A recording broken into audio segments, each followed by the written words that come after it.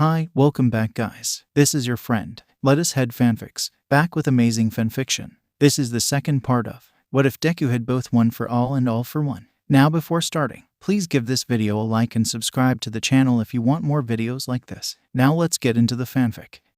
You okay, Izuku? Himiko asked, snapping Izuku out of his own head. Both of them were currently standing in front of the Heights Alliance dorms that UA had made for them and their new classmates, and he had spent the entire time staring at the closed doors with fear in his heart. Yeah, just a little nervous, he answered back as he shifted his backpack and finally pushed the doors open. The sight of the familiar kitchen where he spent time with Eri making sweets, the common area where he and his classmates would spend nights watching movies together, all the memories made his throat tighten. Oh hey, are you the last students in our class? Ah, there it was, the other of his concerns. Hi, yeah, my name is Himiko Midoriya.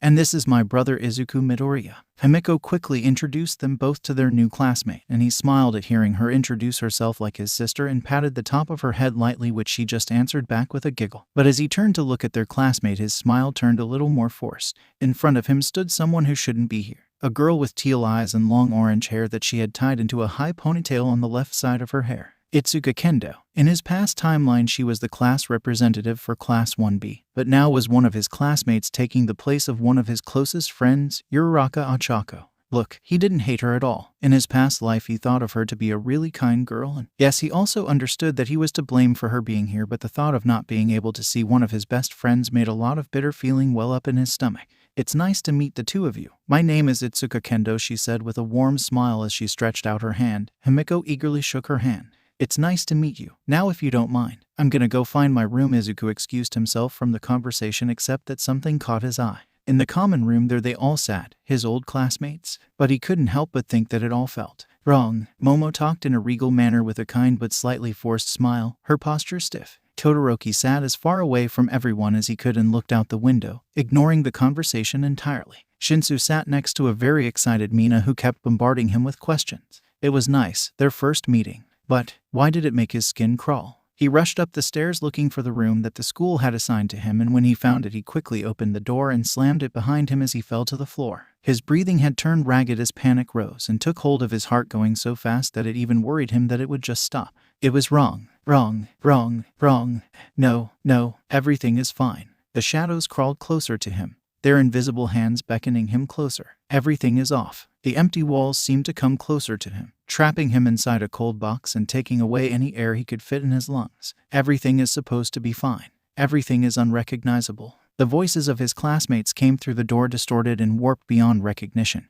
He couldn't recognize the voices of those he should trust, of those he should love. Everything is different. Everything is completely fine. Everything is G1. The trust, the love, the warmth he had once felt replaced by this terrible sense of wrongness all around him. Everything is broken. Everything is distant. He feels out of place. This is his room. He remembers walking around it, putting posters and other memorabilia around it. He can recall the smile he had as he gazed at the finished room. Everything is wrong. Everything is overwhelming. He doesn't belong. He wants to. More than anything, he wants to sing "I'm Home" with all his heart. He wants his friends to greet him with their smiles and warm embrace. He wants it to fold into normalcy. Izuku can't remember what normal felt like here. Everything is fine. Midoriya. Pain. Sharp pain. That was all he could feel for a few seconds, and it felt real. Real enough for him to hold on to and ground himself. He took a deep breath of air. At some point he must have stopped. His face felt warm as if someone had.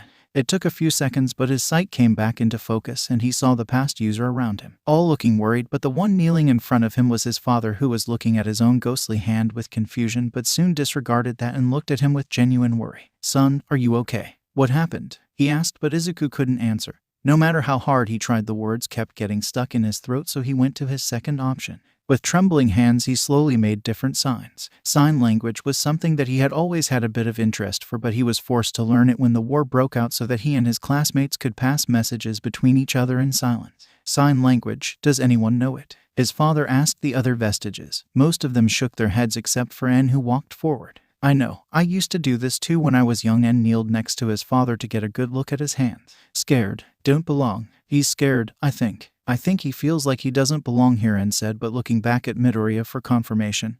He gave him a nod. Doesn't belong. But isn't being here the thing that he had been waiting for all these years? Fourth asked. They aren't the same. It's because of your friends. Izuku nodded. Son, his father began with a soft tone in his voice, I think. Because of your memories, you were looking at this place with rose-tinted glasses, he continued. You thought that when you came back things would be the same, but you broke the moment they weren't. Izuku looked at him surprised because they sounded not only genuine, but as if they came from experience. What do you mean? First asked with slight hesitation. Hisashi took a deep breath before he answered. One day, I went back to our old home. First froze in surprise at the words. At the time, I didn't know how long I had lived for, but a part of me just wanted to go back, and I thought that when I did everything would be the same. Mom and Dad would be there cooking dinner. You would be reading another one of your comics or working on homework, and Kezue would come and visit us, and you two dorks would have spent hours talking about comic heroes. Everyone was looking at the old man as he told his tale. His face still held his smile, but the usual mischief it held was gone and replaced by a deep sadness as his face finally began to show signs of the years. But when I arrived, it was gone. They had torn down every house and built new ones. Nothing was left. So I left and never went back. He finished with a deep sigh as everyone looked at him with multiple emotions clear on their face. First didn't speak and instead chose to look down at the floor, his hands on his side clenched into fists. Izuku had somehow managed to calm himself down enough to breathe and talk again. Even if his body still felt slightly numb and his chest heavy, he couldn't forget that he wasn't alone and any of his classmates could come at any minute. He took a few more breaths as he pushed the multitude of emotions that he had to deal with, including the ones about his father, to the side and did his best to act as if everything was fine as he went back to the common room. He went with a smile on his face, but it was nothing more than a mask as he sits down with the others and talks to them. He feels out of place. He remembered the room, talking to his friends about class and anything that came to their mind. He touches the seats, passing his fingers over the soft cloth, but he doesn't feel it. He was replaced with a void of static. So he continues to talk and smile, but he feels as much of a ghost as the other successors. He wakes up the next day with a slight headache, but he thankfully feels more like himself, whatever that means. On a better note, today was their first day of class and he was ready to surprise Aizawa. The walk to the classroom was fairly normal. His feet carried him there in automatic since he had already walked these halls hundreds of times, but a sight had made him lose all the air inside his lungs. Two blonde-haired figures walked side by side on the opposite side of the hallway, both smiling brightly at each other as they chatted about their date. Both of them shared so many similarities, like their blonde hair, bright blue eyes and warm smile, that they could be mistaken as father and son at first glance. Izuku didn't make a move as he forced himself to stare in front of him when Mirio and All Might in his weak form walked past him, not even giving him a glance. That's right, he had just been a spur-of-the-moment thing. The quirk was originally meant for Mirio. Maybe he'll do better than him. Izuku. The warmth of Himiko's hand on his arm was enough for him to get a hold on himself and push past his thoughts. Are you okay? She asked softly. The knot in his throat barely allowed him to swallow down his sadness, let less say anything. So instead he just patted her head and gave her a shaky smile. She carefully grabbed his hand and looked at him with a worried look that showed she didn't believe he was okay, but she gave him a reassuring smile. Hey, I know Aldera was hard, but I'm sure things will start to look better for us here, I promise. The confidence in her voice and the kindness in her eyes was more than enough for him to let a genuine smile slip into place and let out a low thank you. Before walking to his classroom, Himiko stayed behind looking at her brother's back wearing a worried expression. These past few days she had realized that something was wrong with Izuku. He kept staring into space more often, his muttering even more incomprehensible than usual. And the way he carried himself had changed from that confident kid to someone who was carrying the weight of the world. She wanted to know what was wrong, but he kept deflecting it with smiles or by changing the subject. That promise they made when they were younger kept ringing in her head. She let out a deep sigh as she tried to shake the memory away before going to catch up to Izuku. It was a strange feeling to stand in UA again since he could help but remember the broken state it had been in the last time he visited. The once impenetrable walls turned to pieces, pristine white halls stained in ash and blood, the golden gates bent beyond recognition. Sometimes, if he blinked, for a second it felt as if he was back there. Izuku shook his head. Now's not the time to think about that because right now he was sitting in class 1 waiting for his teacher to arrive. A small smirk grew on his face as he watched his classmates talk to each other.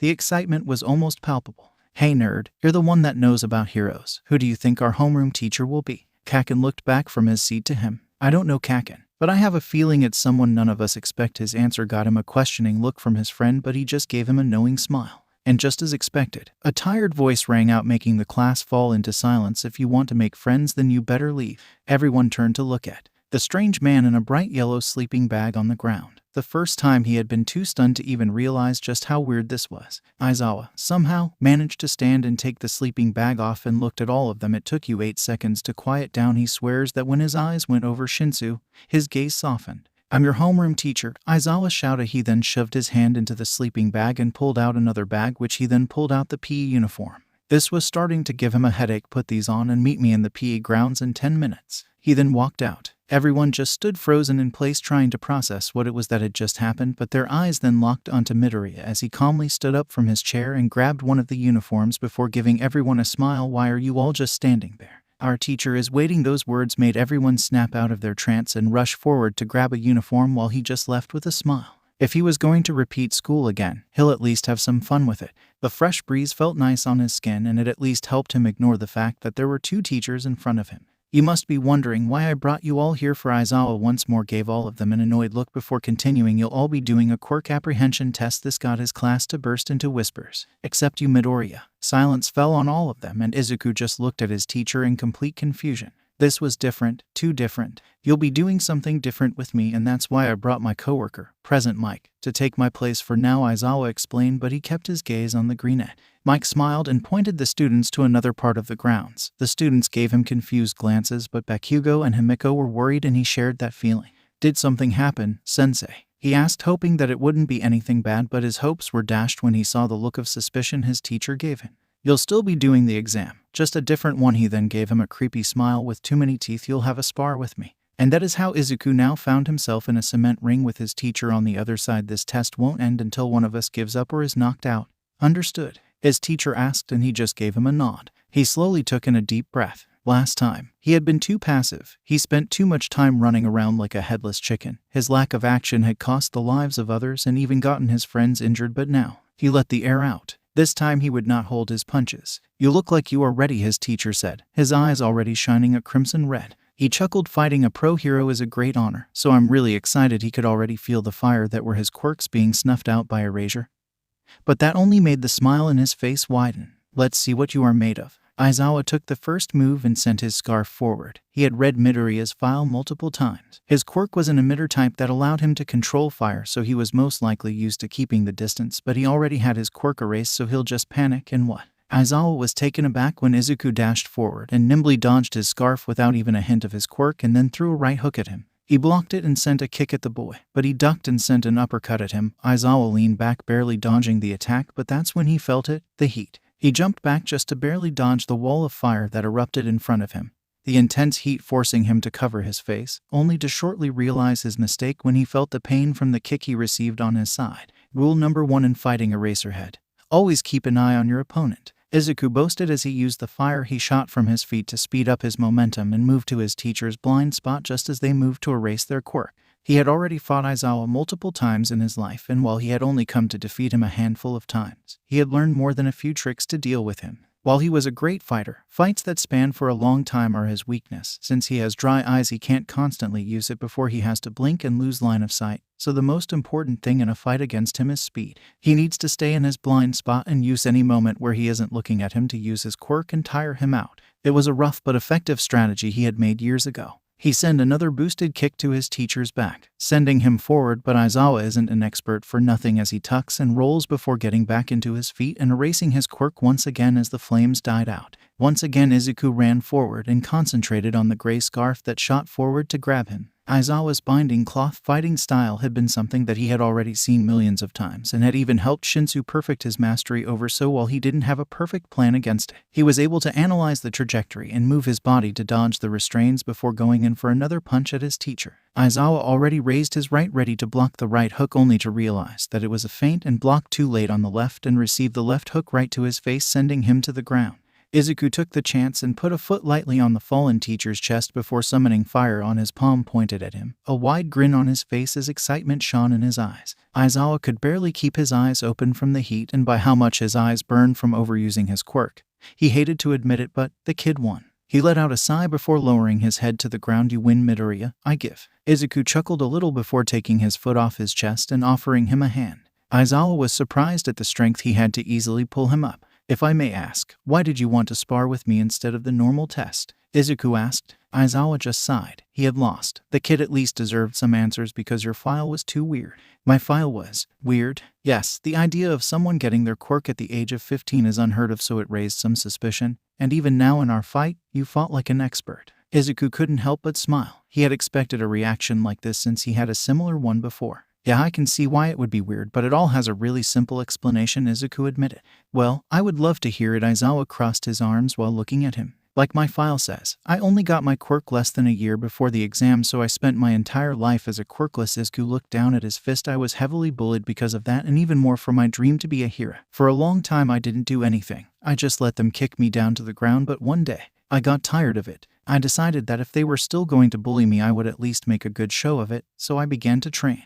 He then turned to his teacher, who looked at him surprised. My life from then got a lot more messy, and even more after I got a sister. Aizawa nodded. But what about your quirk? Izuku smiled. I'm getting there, but first, Sensei, have you heard about the forced awakening theory? Aizawa raised an eyebrow. It sounded familiar, but just that, so he shook his head. The theory stated that quirkless children like me aren't entirely quirkless like one may come to believe. Instead, it says that we do carry the quirk factor in our genes, just that it's asleep, like how your recessive and dominant genes decide on what color your hair is, Izuku explained. But it also says that those with a sleeping quirk factor are capable to awaken it after going through an event that puts them under intense feelings of stress. Izuku watched as his teacher's face filled with understanding and looked at him with surprise. So you? Izuku sadly nodded yes. One day after school, me and my sister had an encounter with a villain. He made his intentions of killing us clear and I panicked. All I could think in the moment was I can't let my sister get hurt, and then he snapped his fingers and made a small flame appear as an example. Since then, I spent my days practicing. Having a quirk had been my biggest wish, so when I got one I couldn't help myself from seeing what it could do. He looked at the small flame he had made before snuffing it out on his hand. I knew that I would be at a disadvantage compared to others since they had their entire life to train and learn them, and I only had a few months before the exam, so I had to put all of my effort into it. He turned once more to his teacher with a smile. Was that a good answer? Aizawa looked at Midoriya once more and felt as things began to make a lot more sense to him. Maybe he had misjudged too fast. The case about Remnant and AFO had been putting him on edge, and he jumped on the first suspicion he had on a student. He sighed. It was. And you have also shown me that you have a lot of talent. Now come on, problem child. The others should be finishing soon. Aizawa couldn't see it, but at the mention of the nickname, Izuku smiled brightly as he followed closely behind.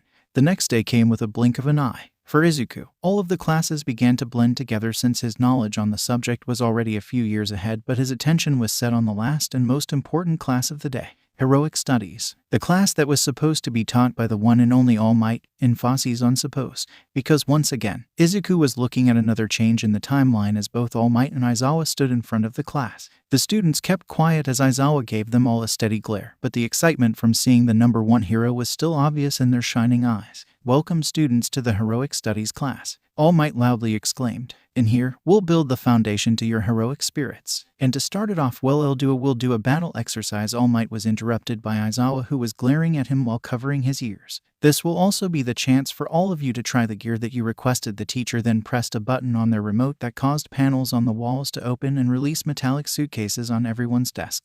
Izuku smiled as he looked at the suitcase and remembered the times he spent with his sister throwing ideas at each other on how their suits could look until they both came to some satisfying result. So put on those suits and meet us at Ground Beta. And don't forget that from now on all of you are officially heroes. All Might's booming voices bounced around the walls as the students hurried to the changing rooms, all burning with determination in their hearts. You look great, kiddo, Nana said as Izuku looked at his reflection in the mirror after putting on his new hero costume. This time, instead of letting his mother make him one, he had sent it to one of the different companies that helped UA and was glad that they didn't disappoint. He kept the normal full-body jumpsuit, but this time it was a dark red with white accents, weighted fingerless gloves, and armored shoes to pack a punch when he fought hand-to-hand. One important detail was that around him there was an exoskeleton that was supposed to help him move easier. But that was just a lie. It actually held no purpose whatsoever, but it worked as a great cover for when he used one for all. But the most important thing wasn't the suit. It was the black suitcase next to him that filled him with excitement. The day before, he had left a request to the support department and asked a specific pink-haired mechanic to help him build a few support items. The ones she had given him were prototypes, but if they worked like he had asked, then they could give him a whole new boost in battle. But for now he waved it away, letting the sludge teleport it away. He'll wear them soon enough. He finally left the changing room alone and headed to where his class was going to be held. In a few minutes he found his classmates eagerly talking to each other about their new costumes. Izuku, Himiko ran over to him and tackled him into a hug, and he did his best to hug her back while avoiding the spiky parts in her costume, which were a lot. This is so exciting. We are actually wearing our own hero costumes. Himiko was at the verge of exploding from happiness. Her own hero costume was a red bodysuit with black and white accents. Around her waist is a belt with different pockets, most of them filled with sharp objects and some with first aid. Under her vest is where a skirt that reached beneath her knees began, the outside color of it being black, but on the inside it shined a bright blood red. She also wore white-weighted fingerless gloves and armored shoes similar to his. One key factor about her suit is that when they were throwing ideas at one another, Izuku decided to steal one from the girl herself from when she was a villain and recommended the same machine she used. So now she carries 3 large silver canisters with needles poking out on her belt, which connect them to the 2 larger cylinders strapped to the back of her belt. It looks great, he said, turning away, trying to hide the smile on his face as he saw the similarities on their costumes, but he knew he failed when she giggled. Sensei, regarding the performance ground we'll be using, is it the mock city from the entrance exam? Ada asked, his voice slightly muffled from the suit of armor he was in. While it would be good to use those more than once a year, UA prides itself on making sure their students are ready for anything. So this one will be an indoor battle trail, Aizawa explained before glancing at All Might, who smiled brightly at his co-worker permission to blow his eardrums. And for this test, you'll separate into villain and hero groups for a 2-on-2 battle. All Might loudly explained. So how do we determine who wins? Is it okay if I just blow them away? If we are separating into groups, what would be the best way to do so? Doesn't this cape just look exquisite on me? Ugh. One at a time, Aizawa grumbled. The students on the villain team will have to protect a fake weapon while the heroes try to stop them. If the heroes manage to capture the villains or get to the weapon before time runs out, then they are the winners. But if the villains manage to keep the heroes away from the weapon or capture them instead, then they win. And the way your teammates and opponents are going to be chosen is by lottery, All Might said as he pulled out a box with a hole on top and placed it in front of him. Is that really how we'll do it? Asked Ida in mild surprise. Izuku chuckled a little at seeing how green his friends were to everything again. This is actually a really good idea. Usually in cases like these, pros don't get to choose their partners and are forced to adapt around them. So doing things like this would be a great way to test that, he happily explained. Thank you for explaining, problem child. Now stop wasting time and get over here. Izuku stuck his hand inside and pulled out a blue ball with a white letter on it. He smiled fondly. Guess some things can't be changed, but he did wonder who his teammate would be. He knew everyone here inside and out, so he should do a go Midoriya. Looks like we are in the same team. He turned to look at the girl with orange hair and turquoise kipao with a forced smile. Izuku stared at the fake bomb that stood in the middle of the room with a frown on his face. While he did enjoy the exercise, the changes that had happened had thrown him a little off balance, but they were nothing big, so he shouldn't worry too much about them. I feel like we were given quite a heavy hand, Kendo complained as she looked out the window to where the heroes were waiting for their cue to begin the exercise. Izuku sighed. He couldn't blame her. Anyone would think that when they saw who they were against. At the bottom of the building, looking up at them, was a girl with pink skin and hair. While Mina was certainly a tricky opponent, the real monster stood next to her. The two-toned hair boy, Todoroki Shouto, son of the number 2 hero and possible future number 1. His quirk allows him to freeze and burn things with ease, making him a powerhouse in a different level to the rest of the class. Or at least he would say that if he was the Todoroki of the future, but now he was just a kid with daddy issues, something that Izuku could easily use to not only win against him but also push him forward earlier than before. Taking a deep breath, a smile fell on his lips as he turned to look at his companion with a wicked shine in his eyes. Don't worry. The fight hasn't even started, so let's show those heroes who they are up against. And he got a determined nod from her before he began explaining his plan. After the initial 5 minutes were up, the heroes began to move towards the building, and Izuku couldn't help the smile that came as he watched Todoroki stop Mina before she could walk in. He walked away from the window and turned to Kendo. It's starting. You remember your part? He asked her, and she nodded, and he smiled at her as his hands were engulfed by his flames. Good. Then let's get this party started. In his last life, Todoroki wanted to show the difference between him and the others as he cleared the entire exercise by himself and his ice, but this time things wouldn't be going his way. Kendo quickly hid behind the bomb, and seconds later the temperature dropped as Todoroki used his ice to freeze the entire building, but Izuku didn't stay still. As soon as the ice began to creep into the room, he used his quirk to engulf the room with flames, but made sure to go around Kendo and the bomb as to not hurt them. And just like that, the ice melted and evaporated in seconds, completely ruining the ice user's plan and giving them a fighting chance. Okay, that's the first step. Now for the hard part. He looked back at Kendo, who was, thankfully, intact. Remember, we need to tire them out first or else we won't have any chance at winning. Don't worry, I won't let her past me. She gave him a confident smile as the two of them went their different ways. That's right, the plan was to stall until the time ran out. Fighting either of them head-on would be dangerous since Mina at this point focuses on speed with her acid, and Todoroki would not hesitate to try and make a glacier in the middle of the corridor, so the best thing to do is tire them out.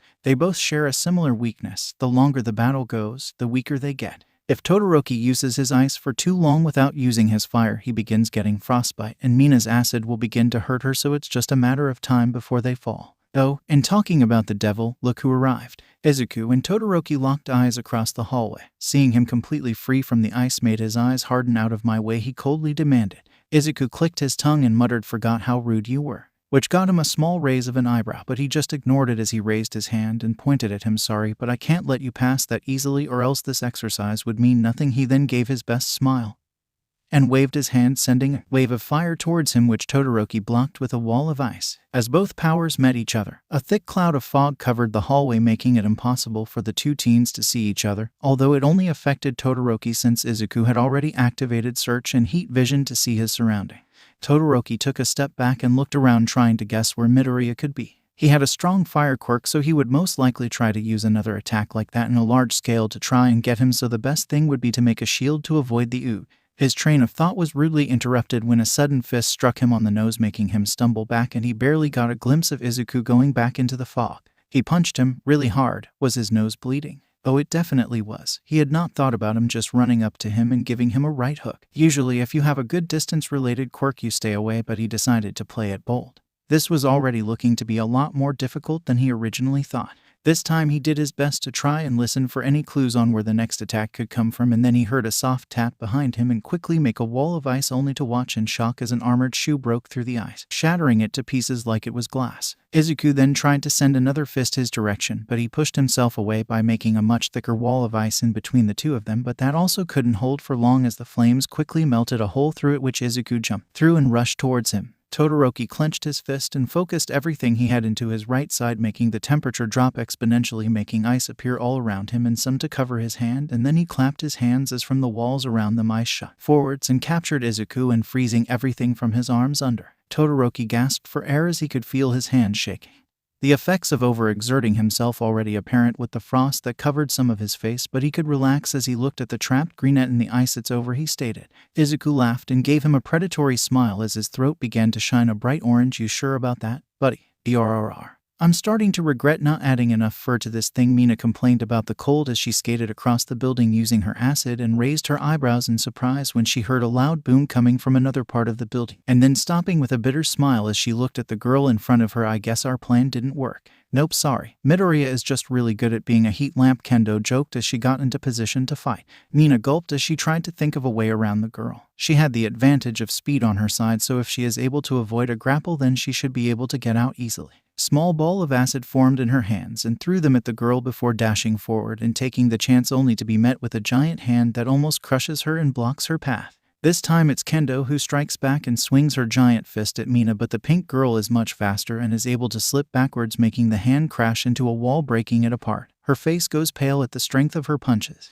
Kendo launches a barrage of fists, but Mina is able to avoid them all with her acid and lets them hit the walls and floor, but by the end of it she can feel her stomach drop as she realizes her mistake as she looks at the hallway. It's completely destroyed. The ground is broken and covered in rubble from where Kendo had struck, and that made using her acid to move impossible. Kendo, on the other hand, had a smug smile as she looked at the panicking pink girl. This type of battlefield was planned to balance the scales against Mina, since she wouldn't be capable of skating along the floor and would be forced into an equal fight. Taking the chance, Kendo rushed forward with her hands, this time in their normal size, and sent strike after strike against the pink girl. The thing about Kendo is that she didn't design her hero suit like a kipao for nothing.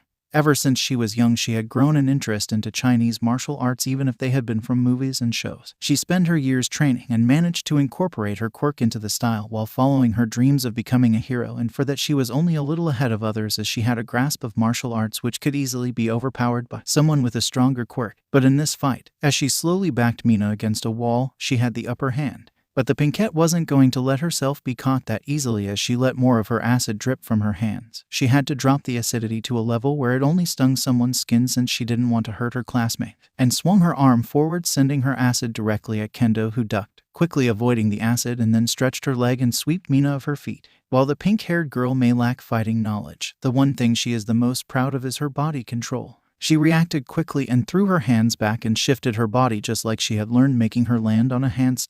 She sent Kendo a smile before drooping down and beginning to spin, forcing the other girl to step away to avoid being kicked in the face. She quickly pushed herself back up and stared down at her opponent with a smile before rushing forward once again. Izuku looked down at the boy that stood on his knees in front of him, gasping for air and shivering from the cold. What a letdown, he said, looking at Todoroki. What? I said that you're a letdown. Did I expect too much? He said as he extinguished the fire in his hands. So much for the son of Endeavor. Todoroki clenched his teeth and glared at Izuku, who shook off the small pieces of frost on his suit. I'm not like him. I never said you were. I just thought you were going to be better. Midoriya just shrugged, like, seriously. Son of one of the top heroes. An amazing quirk. One would think that you could be in a level of your own, but here you are. He walked closer to him and crouched down to his level while giving him disapproving look. Todoroki's eyes burned with anger. I'm giving it my all.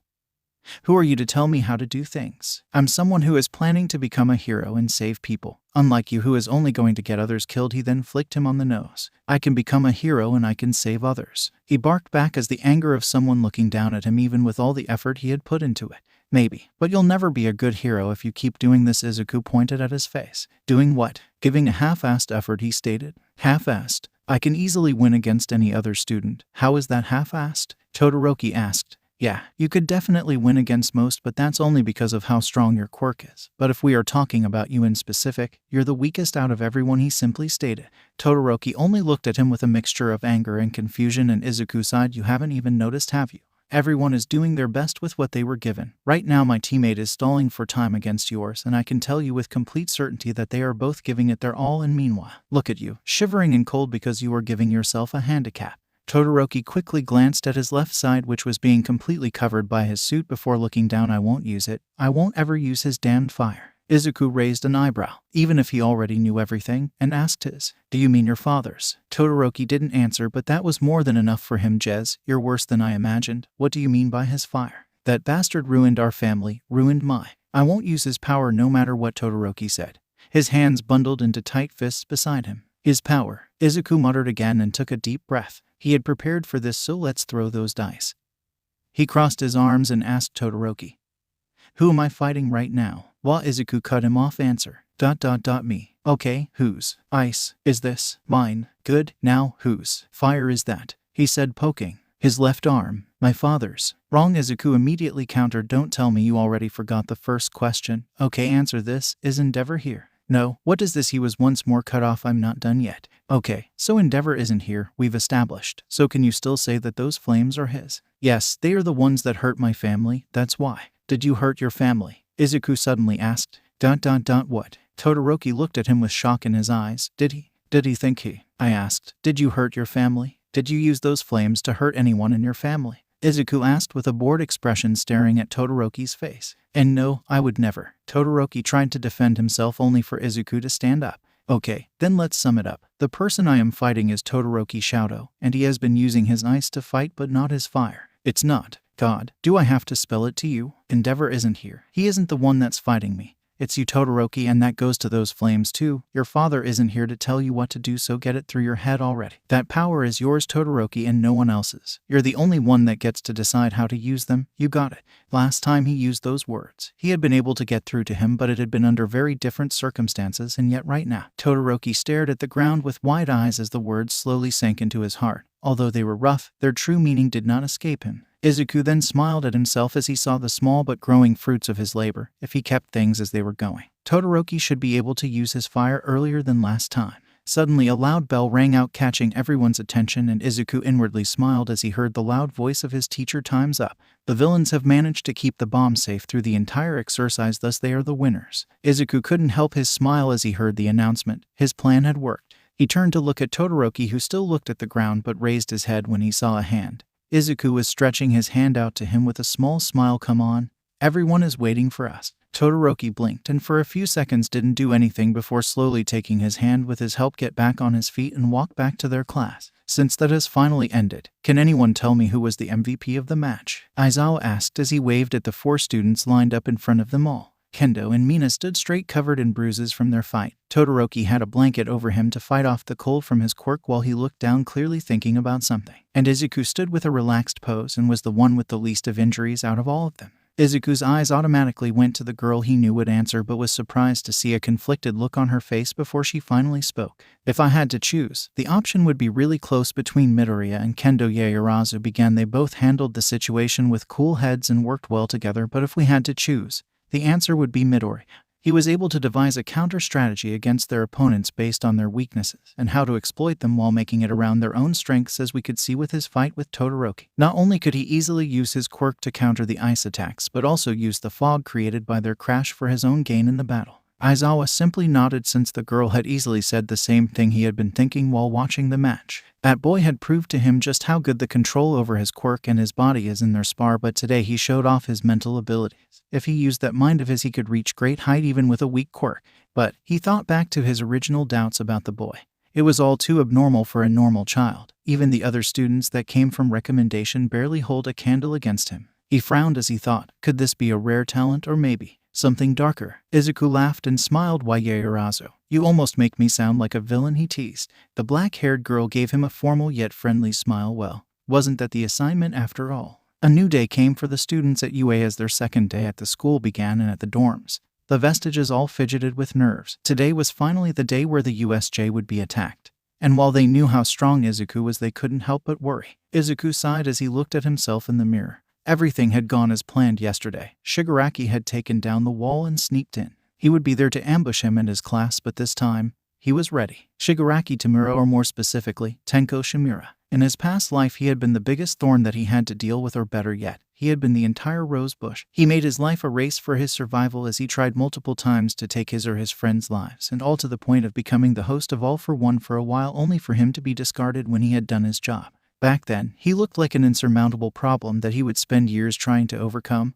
But now, he felt guilty. With both AFO and OFA, it was like he was bullying a child. Should he feel bad though?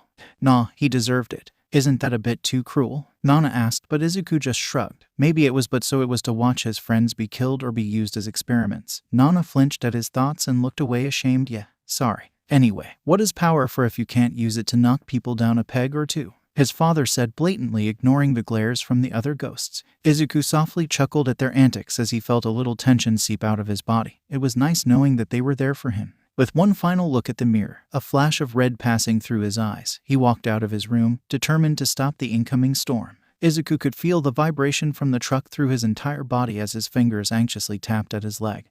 The only reassurance he had was the extra weight in one of his bags from the inventions that he had asked May to make. You okay, man? You're sweating bullets, Kirishima asked. He knew he was trying to be friendly, but it only made Izuku feel more self-aware. What if they figured out something was wrong? I am fine. Just a little nervous is all, he lied as he gave him a shaky smile. This is a rescue event and my quirk isn't the most safe. You're selling yourself short, bro. You're super smart, so I'm sure that you'll find a way to still use that to help Kaminari, giving him a smile before turning to look at Bakugo, not like some others. Bakugo turned to glare at him and barked back, what did you say, you bastard? Izuku smiled as he watched his friends laugh and talk to each other. He'll make sure to keep these moments safe. Suddenly, a large shadow covered the bus and they all looked out the windows to see the giant building that grew closer by the second, the golden letters standing over the entrance, the USJ. Izuku swallowed as the bus slowed to a stop. There's no turning back now. All right, everyone get out, Aizawa said as he got out of his sleeping bag and walked out followed by his students. Izuku stayed at the back of the group and looked around. He could see no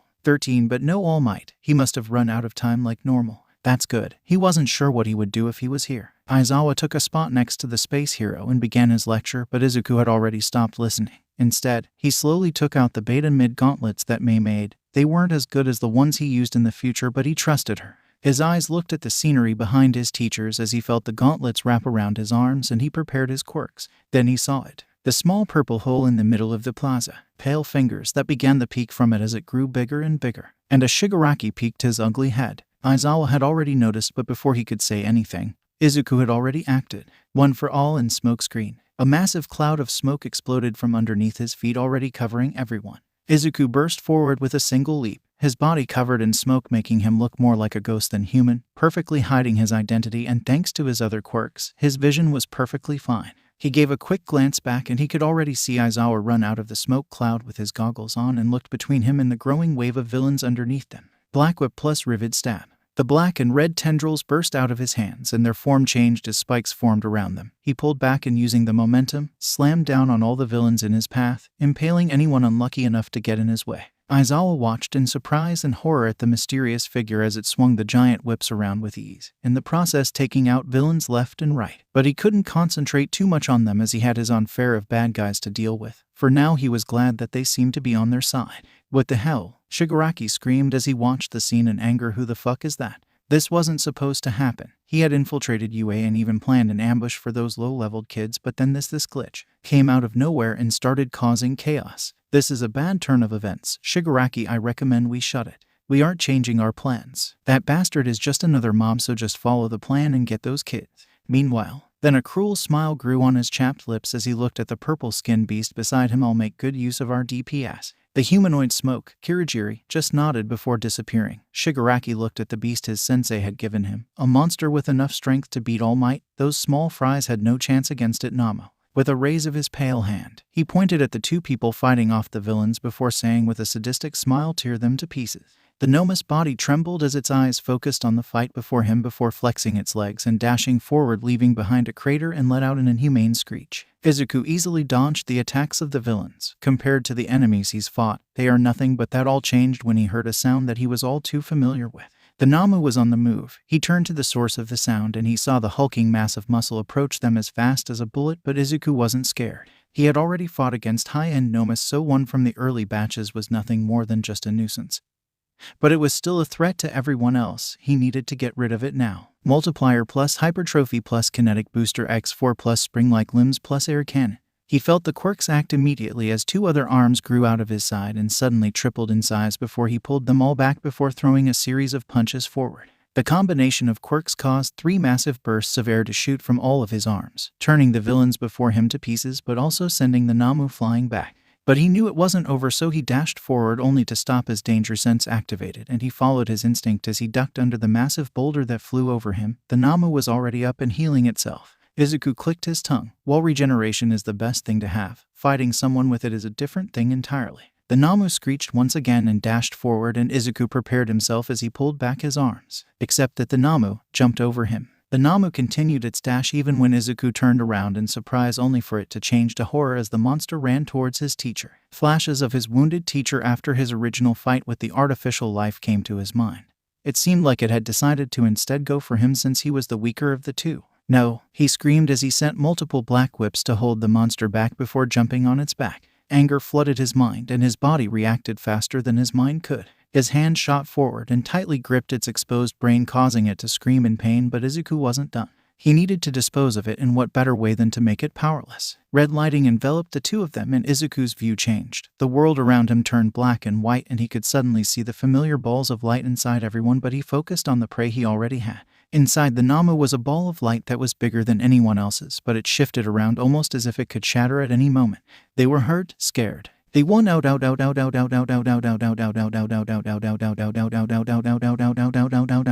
out. He could feel the same emptiness in his stomach growing like it had done when he fought Stain. He was hungry, empty, he needed to feast. His arm suddenly lit up as shiny lines of green light spread from his hand, but from his fingertips. Red strings came out and moved like snakes as they wrapped around the light and pulled it towards him. When it met his hand, it began to sink into him, sending ripples of energy through him. He could feel them. The multiple quirks they had sewn together, at least 5. It truly was a feast, but the hole didn't disappear, it instead grew. It was so hungry. The lighting soon disappeared and Izuku let go of the brain before pulling his arm back and in one swift punch, completely erased its head. The body, now lacking anything to give it orders, fell to the ground as dark blue blood sprayed from the stump. It didn't move, it didn't heal. It was dead. Izuku slowly stood back up and looked around at the scene. In the distance he could feel, taste the powerful quirks of their classmates.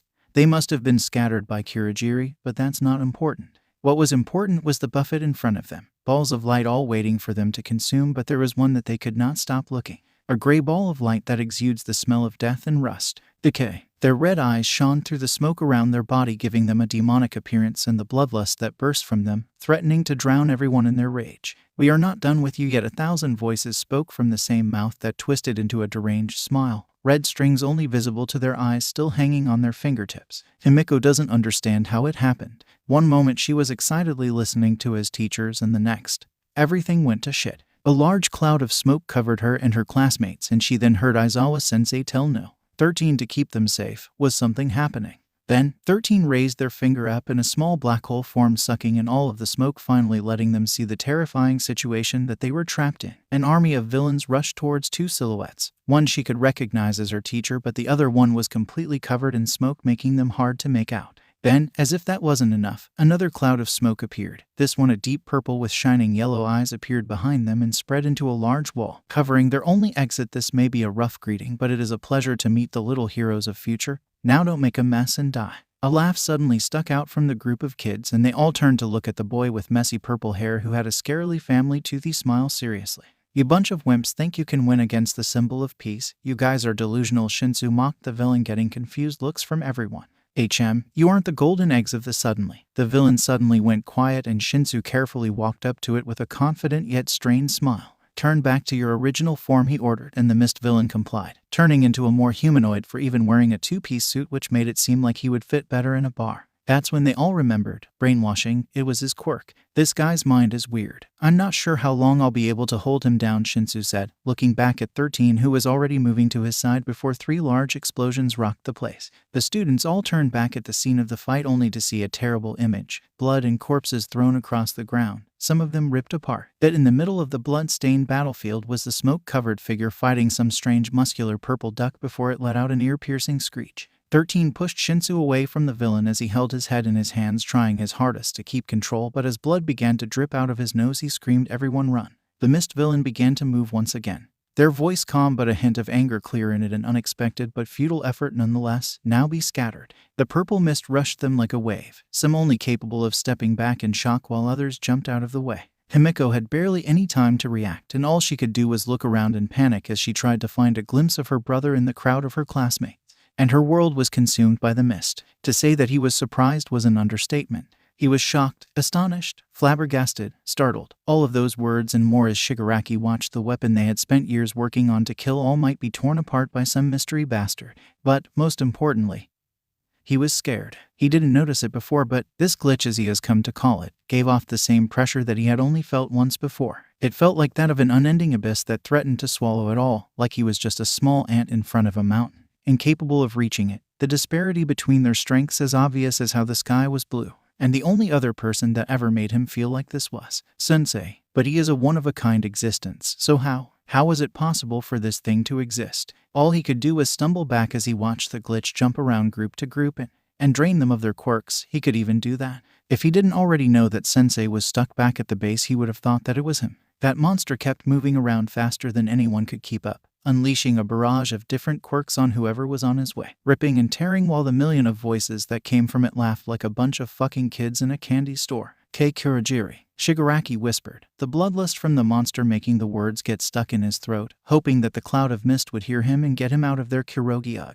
He wanted to try once more, but something pulled his arm back and pushed him to the ground. "Don't try to resist. You've already lost," Eraserhead said, his hair floating above him and a faint shine of red coming from inside his goggles. "What the hell are you doing? Don't you see the bigger threat over there? Why the hell are you aggroed on me?" he complained as he struggled to get out of his grip, tapping the ground with his hand, but his quirk wasn't reacting. "That threat is on my side, so for now, I'll focus on you," the hero said as he tightened the bandages that wrapped around his arm, making him grunt. "Oh, Eraserhead," the sudden cacophony of voices that spoke with a sickly sweet tone made the two of them stop as a cold shiver ran down their spines, and they both looked to the figure that slowly walked to them. One of its black tentacles dragged a lifeless corpse of a grunt behind them. "You already wrapped up our little present? How kind of you." The hero glared at the glitch, his hold on his scarf tightening. "Remnant, it's over. You've done enough." Glitch lets out a boisterous laugh. "Enough? Oh my dear hero. This was just the beginning. This was just a small step in our plan. How could we ignore such delicious buffet that was waiting for us?" As they said it, the tentacle tossed the body it had speared before as if it was trash, and that one, Shigaraki, he is the next step that we need to take to reach him. Their words were covered in venom as they looked down at the scared villain.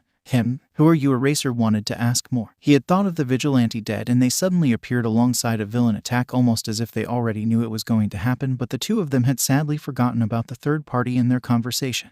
As if I'd let you beat me that easily. Shigaraki bends his arm back, too fast for anyone to react, and he takes hold of the hero's leg. The clothes age and turn gray before falling off, then his fingers sink and touch his skin and it begins to crumble off like dirt. No. A flash of green replaces the red for a second before Glitch lunges at the villain as the hero jumps off him to free his leg. The smoke-covered lunatic was only inches away from touching him before a purple gate opened beneath Shigaraki and made him disappear. Kurogiri, what took you so long? The well-dressed villain stood next to where the portal left him and looked at the hurt hero and the angry vigilante. I see that our plan has fallen apart. It is imperative for us to retreat. Upon hearing them talk, Glitch could only grind his teeth as if I quote, "let you." In a second, they had already left the ground, with a single jump closing the distance between them as they pulled back their hand and slashed at them, but Kurogiri was faster as they covered them both and teleported away. The vigilante slashed at the empty air, but the air pressure that ripped through left the marks of claws across deep in the ground and ripping out of the ground anything in its path.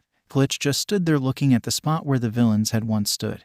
His expression unreadable because of the curtain of smoke that covered them, but from the bloodlust that they exuded, their anger was obvious. Remnant, why? Why are you here? What did you want from that villain? Eraserhead asked as he tried to stand only to fall back onto the ground with a grunt. His knee was broken from what Shigaraki had done to him. The hero looked back at the vigilante only to flinch back as they found them standing right in front of them. The red light from their eyes shining through the mist that surrounded them glaring down on him, and he felt the same pressure he had all those years ago when they had first met face to face. Slowly, they began to raise their arm. That quirk is wasted in a man with dry eyes like you, they said in a flat and empty tone of voice, their hands slowly coming closer to their face. And all Aizawa could do was watch as the predator finally caught his prey. Hey, the smoke-covered hand moved away from his face and caught something that had been thrown at the vigilante. The two of them looked to who had intervened, and Aizawa felt his stomach drop as he saw an angry Himiko being held back by a scared Gyro and Yorazu. Get away from my teacher. Glitch clenched their fist and opened it, letting the now bent knife fall to the ground.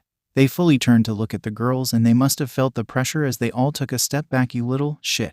The vigilante had taken a few steps toward them before pain exploded in their head, making them hold their head. He's faster than I thought, but I already lost what I came here for. The vigilante didn't waste any more time as they raised their arms as red lighting enveloped them and slammed the ground with all their strength.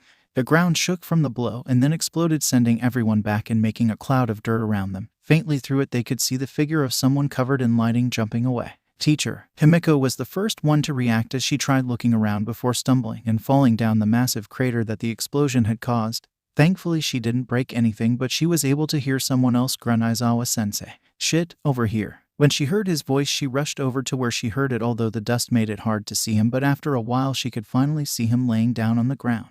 Teacher. She rushed to his side and winced at the open wound on his leg. What happened? What did that villain do? Aizawa just let out a sigh as his whole body relaxed after the ordeal. Villains attacked the USJ. Remnant came back, and now there are more than a few corpses that they have to clean up, but first when we get back, you will be in trouble. Himiko. What? Why? It's cold. Izuku thinks. He opens his eyes and finds himself in a black void. He's dreaming again. There's a glimmer somewhere far ahead. His feet begin moving on their own, leading him to what he saw, but with every step he feels his pit in his stomach grow and grow. With every step, something wraps around his heart, a cold and tight chain that pulls at him, tightening with every step. He wants to stop. He doesn't want to see what awaits him. He shuts his eyes and struggles, but his body doesn't answer. It keeps moving. He's become a prisoner to his own body. He curls up into a ball inside of himself as he feels every step that he takes. He feels as the air he takes is less and less. The trembling in his hands worsens and he closes them, the pain of his nails digging into the palm of his hand being the only thing he can hold on to. Then, after what seemed like a lifetime, he stops. He stops and he can feel the fear wash over him. His skin feels clammy, his neck is covered in cold sweat, and he doesn't want to look. His eyes open. The boy smiles and it's strange. He feels like he should know him, but he doesn't. His eyes stay locked to his, and the longer he stares, the dizzier he feels. He wants to get away from him. Seeing him makes him itch all over. There's some primal animal clawing at his chest. He feels blood welling in wounds that will never be there. He's choking, drowning on it. Fuck. Izuku lunges and wraps his hands around the other boy's neck. Both of them fall to the ground. His hands push and blood begins to stain his hands. Whose blood is it? He doesn't care, but the boy doesn't stop smiling. Then he's gone. Izuku is on his knees and the mirror is broken and there is blood dripping from his fingers, but hasn't it always? The world finally stops spinning for Izuku as his consciousness takes the wheel, and it hurts. He may be able to heal any wound in seconds, but the pain stays. His muscles burn from the stress, his throat feels as if someone had made him drink lava, and the pounding headache he has is not helping. He was sitting on the floor, his back laid against a cold rock, his hero suit barely holding on as the top only covered half of his chest. Thankfully, his pants were mostly intact. Taking in his surroundings, he realized that he was in the mountain zone. The muddy puddle that was his mind told him that All for One had brought him here after the fight ended. But one question remained: why was it so quiet? He couldn't hear the sounds of fighting around him. Was it over? If so, for how long had he been out? Izuku, it was second. Izuku let out a groan as he looked at the ghost's face.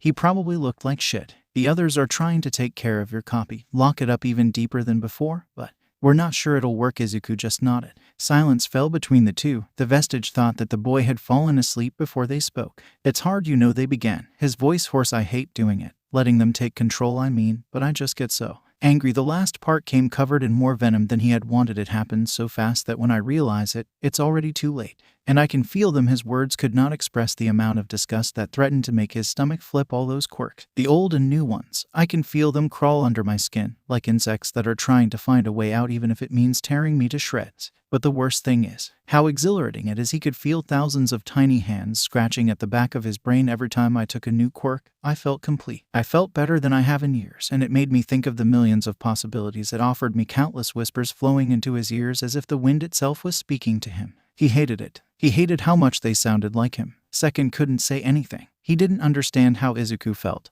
He and the other users were nothing more than spectators to this, and they knew this. Their time in this story had ended a long time ago, and so too should it have for the small boy. Finally found you, lad. A new voice drew their attention as they saw Snipe walk over to Midoriya and knelt beside him. You had us all worried there for a minute. Snipe-sensei, what happened? Is everyone okay? What about the villains? Did they? Snipe let out a tired chuckle. Calm down, lad. Everyone is safe. You were the last one we had to find, and the villains, we've arrested the ones we could. Izuku didn't need to hear the rest. Letting out a sigh of relief, he slumped further. All that mattered was that his friends were safe. That's great. Can we go home now? He whispered, and it almost sounded like a plea. Snipe nodded as he helped the youth stand up. Yeah, lad, we'll get you home. And just like that, the USJ came to a close, except this time around, the teachers and All Might had arrived too late, only able to pick up the scraps that Midoriya had left for them. The students of Class 1 had come mostly unscathed, but the same could not be said for their mental health. The battlefield this time around had become much more gruesome. The amount of black bags that were spread along the ground almost looked like it had no end. The metallic smell of blood stung their noses and twisted their stomachs as they were all escorted out of the building. Himiko was relieved when she saw her brother, weak but unharmed, and almost brought him to the ground when she hugged him. Since there were no major injuries, the students were allowed to go back to their dorms to rest. Izuku wished to do nothing more than to rest and leave this day behind. But things were never so easy. A sharp pain shot through his spine, making his mind go blank for a second, making him fall to the ground. It felt as if someone had inserted a burning steel rod into his spine. It was as if it had connected to all of his nerves. The pain ate away at whatever resistances he had as he could only gasp for air on the ground. It was eating away his body and mind, leaving in exchange a white void of burning agony. With one final jolt of pain that left him grasping at air, the pain subsided until leaving, almost as if it had never been there to begin with. Izuku stayed on the ground, taking greedy gulps of air as his heartbeat slowed down. The cold sweat that covered him worked as a reminder that he wasn't burning. But just what the hell had happened? Carefully, he got back up to his feet, using the wall to stabilize himself. He wobbled to the bathroom in his room, where the only mirror he had was. Did he have something stuck in there from the fight? No, it couldn't be. If he did, then one of the paramedics that looked him over should have noticed. His feet faltered when he saw himself in the mirror. He remembered the night he struck down Stain. His face was pale and clammy. The eye bags under his eyes stood out even more, but what worried him the most was his hair. The once invisible strands of white had now multiplied and could actually be seen as small streaks through his hair. But it wasn't bad enough that he couldn't just dye it green. He slowly pulled at his sweat-stained shirt, the pit in his stomach only growing as he heard the soft gasps from his ghostly companions. Taking a deep breath, he put the shirt aside and ignored the weight of the stares of the other users. He stood in front of the mirror, his heart beating wildly as he turned his back to it. A deep breath. He turned to look. His heart stopped, right in the middle of his back. The one thing he had hoped to never see, as if his skin had been replaced by glass. A black scar-like crack that looked like a small spider web stood out on his body. Hands trembling, cold sweat covering his face again. He turned to look at the person with the most conflicted expression. Hikage, the fourth user, looked at Izuku with pity and sadness. We've done everything we could. The results were the same. Tsukachi fiddled with his hat as he gave the two pro heroes the bad news: their quirks were taken. All Might didn't answer as he let a dark shadow cover his face, his fist clenching hard enough to turn his knuckles white. Aizawa only turned to look outside the window. The bandages on his leg itched, but the doctors told him to not touch it. It was a miracle his leg hadn't disintegrated when Shigaraki, the name Remnant had called the villain, grabbed it. It doesn't make sense, Aizawa began. You said All for One was more than 400 years old, and Remnant is at best 17, so how the hell could he have his quirk? The detective and number one hero had to agree. In the timeline they had created, it didn't make sense. It could be their kid, a clone maybe. They were pulling at straws. Those theories sounded insane. It doesn't matter who they are, but their actions at the USJ make things more complicated. All Might stated, are they on our side or not? They somehow infiltrated into the USJ without any of us noticing, but when the attack happened, they seemed to only focus on the villains and ignored the kids, but by what Aizawa learned from their small exchange, it seems to be because of a grudge. Aizawa nodded. Every time Remnant came into the picture, it was as if they were looking at a puzzle with missing pieces. They couldn't make heads or tails of the vigilante villain hero. For now, we should treat them as a dangerous individual, and if the day comes where they get in our way, then we should not hesitate to eliminate them, All Might said as he got off his seat. He patted his yellow suit and walked to the exit of the room, only to stop before closing the door behind him. You said that Himiko Midoriya helped you even when she could have gotten hurt, right? Yeah, is all Aizawa could answer as he looked at All Might's small back. The blonde man only brushed some of his hair, still not looking at any of them. What splendid spirit. Maybe I should talk to her one of these days. With that, the symbol of peace left. In a dimly lit bar hidden deep inside the city, a small ball of smoke formed in the air before an agitated and tired Shigaraki crawled through it. Our underlings were torn apart. The kids were strong too, and our gnome was done in by that damn glitch. Hirajiri helped the still trembling young adult sit on one of the cushy red seats of the bar. It was a complete loss for us. We didn't even manage to lure All Might to us. Shigaraki could only grind his teeth as he heard the soft click of the computer that turned on in another corner of the room. Silence covered the room as they waited for something to happen. Finally, a voice came through the speakers of the monitor. It seems like things got out of our hands. That was an understatement. If Eraserhead had not intervened, Shigaraki would be long dead by now. What of our dear Nomu? They must have at least caused some damage. I loaded them with enough power to rival All Might. Shigaraki only grimaced as he remembered how Nomu was swatted to the side as if they were a fly. Our damage dealer was torn to shreds by that glitch. To shreds, you say? And by some glitch, you called them. So an unexpected variable has joined. This has changed things quite a lot. Shigaraki looked at the blank monitor. Sensei, even at the bad news, always sounded amused, and right now, it was pissing him off, but he had something else in his mind. Something bigger that was biting at his confidence. Sensei, he began, the one who ruined it all. Glitch. There is something else about them I need to tell you. The computer didn't answer, so he continued. They can do the same thing as you. Same thing. I watched them when they jumped on one of the other villains like some kind of animal, but then I watched as they stole their quirks only to use them against the others. Shigaraki gulped as he waited for an answer. A heavy silence fell over them, the tension making it hard to breathe. They took their quirks. That was the first time Shigaraki had heard Sensei's voice, missing any kind of amusement. Genuine confusion colored their voice, and Shigaraki couldn't be more scared. For a minute, no one dared speak or move. Wild variables had appeared before, but Sensei always found a way to take care of them. But now, he couldn't help but feel like they were out of their depth. Don't worry about it for now, Shigaraki. Stick to the plan while I take care of this small problem. Sensei sounded serious, which only managed to assure Shigaraki that this was much bigger than him, so he just solemnly nodded as he watched the computer turn off. For a minute, Izuku did not speak. He couldn't bring out the words. All energy had left him as the meaning of those marks dawned on him. Hey, quick question. What is that on his back? His father asked. Since his body was meant to hold multiple quirks, no matter the amount, he had never experienced something like this. Those, Yoichi began, still looking at the unresponsive Izuku. Those are a sign that the quirk has already become too much for his body to bear. Hisashi's eyes widened as he quickly understood. You mean he is dying? But how? He was fine until now. What happened? What do you think happened? Nana snapped at him as she turned to look at the ex-villain with a storm of anger and sadness in her eyes. Guess. I dare you to guess. She snarled at him. It took him a few seconds, but when the answer came to him, a shadow fell over his face as his voice shook. It's me. Good job. Nana gave him a few mocking claps. You're not as stupid as you seem. Nana, stop. Banjo tried to calm her down. None of us knew this would happen. And what? This bastard has ruined all of our lives. And look, she pointed at Izuku. Even in death, he is still causing us trouble. She sharply turned to look at Hisashi once more, eyes filled with anger. I say we lock him up with the Rouge vestige and let them have a go.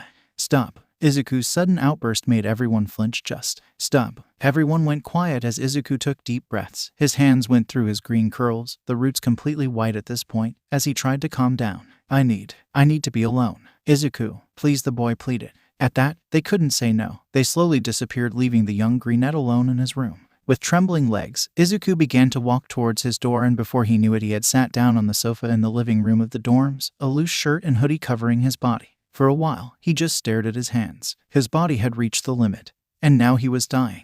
It just didn't seem real. The entire time for both of his lives, he has been fighting enemy after enemy and coming out on top. That for a moment, he had completely forgotten just how fragile he really was, that he was just a human. He had fought villains with enough strength to break mountains, and yet he didn't have anything that could help him escape the inevitability of death. A deep sigh escaped from his lips. How long had it been since he had felt this powerless? With a blink, his vision was suddenly filled with smoke and rubble, ashes filling his lungs as he and his friends moved in a group across the destroyed city, staying in the shadows to avoid being seen by any flying Nomu. The atmosphere around them was heavy, since only a few days before they had lost it to a wave of villains that had ambushed them, and Izuku had yet to stop blaming himself. 1,000 different what-ifs ran through his head. What if he had been faster? What if he had gone with them? What if he had answered the distress call faster? But he knew that no matter how much he tried, he couldn't change the past. Suddenly, danger sense activated, warning him from something coming from their left. Thinking quickly, Izuku wrapped his team with black whip and jumped up, pulling them all with him just in time to avoid the Nomu that came bursting through the wall where they had stood. The purple beast roared as it noticed it had missed its target, before looking around to try and find them. Once they had been found by one, the best course of action was to kill it, since it would chase them until they dropped dead. Looking closely at the beast, Izuku tried to guess what quirks it had, only to notice the strange lumps of metal that covered some parts of its body. Did it have some type of metal quirk? Finally landing on the ground, Izuku began to issue orders to his teammates before the Nomu turned to them with an ugly grin that sent shivers down their backs. This time, Izuku got a better look at the monster and realized that the lumps of metal were actually some type of armor fused to its skin. The aurora in them. The aurora in them. The sudden sound of engines made his blood run cold. He would recognize them anywhere. And then it all made sense. The Nomu rushed forward at incredible speeds as the engines in its legs roared to life. The heroes behind the greenette screamed in surprise and fear, and it answered, Midoriya. Even if it sounded like it came from under the water, it was painfully familiar to him. And Izuku saw red. When his mind finally came back to him, he stood above a massive corpse, the legs of it ripped off its body and thrown aside like thrash, and in his hand he tightly gripped a broken, bloody exhaust pipe. Izuku shook his head as he pushed away the memory. That had been his first encounter with one of his friends turned into Nomus, and it had been one of the worst days of his life. It was no secret that he had made notes on his friends' strengths and weaknesses, but they had been to help them grow and become better, and yet, using his knowledge to take them down like that made him sick. Couldn't sleep. A sudden voice makes him jump and turn to look at the equally surprised Shinsou. Fuck, Shinsou, were you trying to give me a heart attack? Midoriya asked as he placed a hand over his chest. The purple-haired boy scratched the back of his head while he walked closer. Sorry, I didn't mean to. I just wanted a midnight snack, but guess you already beat me to it. Silence fell between the two boys as the two looked at each other. Shinsou could feel his hands begin to sweat as Izuku unblinkingly stared at him. Slowly he turned around to the kitchen, ready to grab anything and leave. But what if someone told you that you didn't have long to live? The question made him freeze on the spot. In the situation they were in, someone could interpret it as some kind of threat, but there was no malice in his trembling voice. When he turned around, he saw the greenette with his head hung low. Through the few weeks they had been together, Izuku had exuded a kind of reassuring aura, standing atop the powerhouses of the class, getting the best grades and even surviving alone the USJ incident. He seemed invincible. But now, sitting right in front of him, was a scared, lonely boy just like him. Swallowing his nerves, Shinsou walked forward and sat next to him on the couch. Izuku didn't look at him. The question was heavy, to say the least, but after what they went through it was normal for all of them to think about. So, what was his answer? You know, when I was younger, I thought that what everyone said about me was right. He began. They all talked about me as if they already knew what I was going to become, and you know what I did. I believed them. Shinsou cringed at the memories of his past. He really wasn't expecting to talk to anyone about this in UA, but Izuku had decided to be vulnerable with him, so it was only natural that he gave some of that trust back too. My quirk, as you already know, allows me to control anyone that answers to me, and well, brainwashing isn't a power that heroes usually have, so they went with the next best thing. A villain. Izuku flinched a little at the sudden edge Shinsou's voice took, but he kept listening. Everyone thought that just because I had a villainous quirk I would grow to be a bad person, another one of the monsters under the bed. But I didn't want to believe them. For a while I was stuck in a world where everyone saw me as nothing more than a ticking time bomb, but a soft smile came onto his face as his voice softened. Then I met someone. Izuku froze. He had a feeling that he knew where this was going. I can't go into the specifics since I promised that I wouldn't tattle on them, but back then, they were my only friend. They came to visit me and talk to me. They made me feel better, less alone. Since the day I met them, it was as if they had made a hole in the cell that had held me captive for so long, showed me the light of a world I had never imagined, and since then, I made myself a promise. Shinsou softly placed a hand over Izuku's shoulder. I promised myself that I would not waste the chance they gave me, and that I would live the life I wanted to have, one that would leave me with no regrets. With a shy chuckle, he took his hand back and placed it on his lap again. I know that sounds cliché, but I don't think I could ever live with myself if I had stayed bound by the expectations of all those people. So I want to live every day to the fullest, to the very end. With his little speech finished, silence fell between them. The only difference was that instead, the two felt comfortable with each other, having opened their hearts, even if just a little, to one another. Taking a deep breath, Izuku stood up. The knot in his stomach remained, but it was much looser than before. Thank you, really, Shinsou. It means a lot, Izuku said, his words soft, but they had regained the confidence they once held. You also helped me take a decision on something important.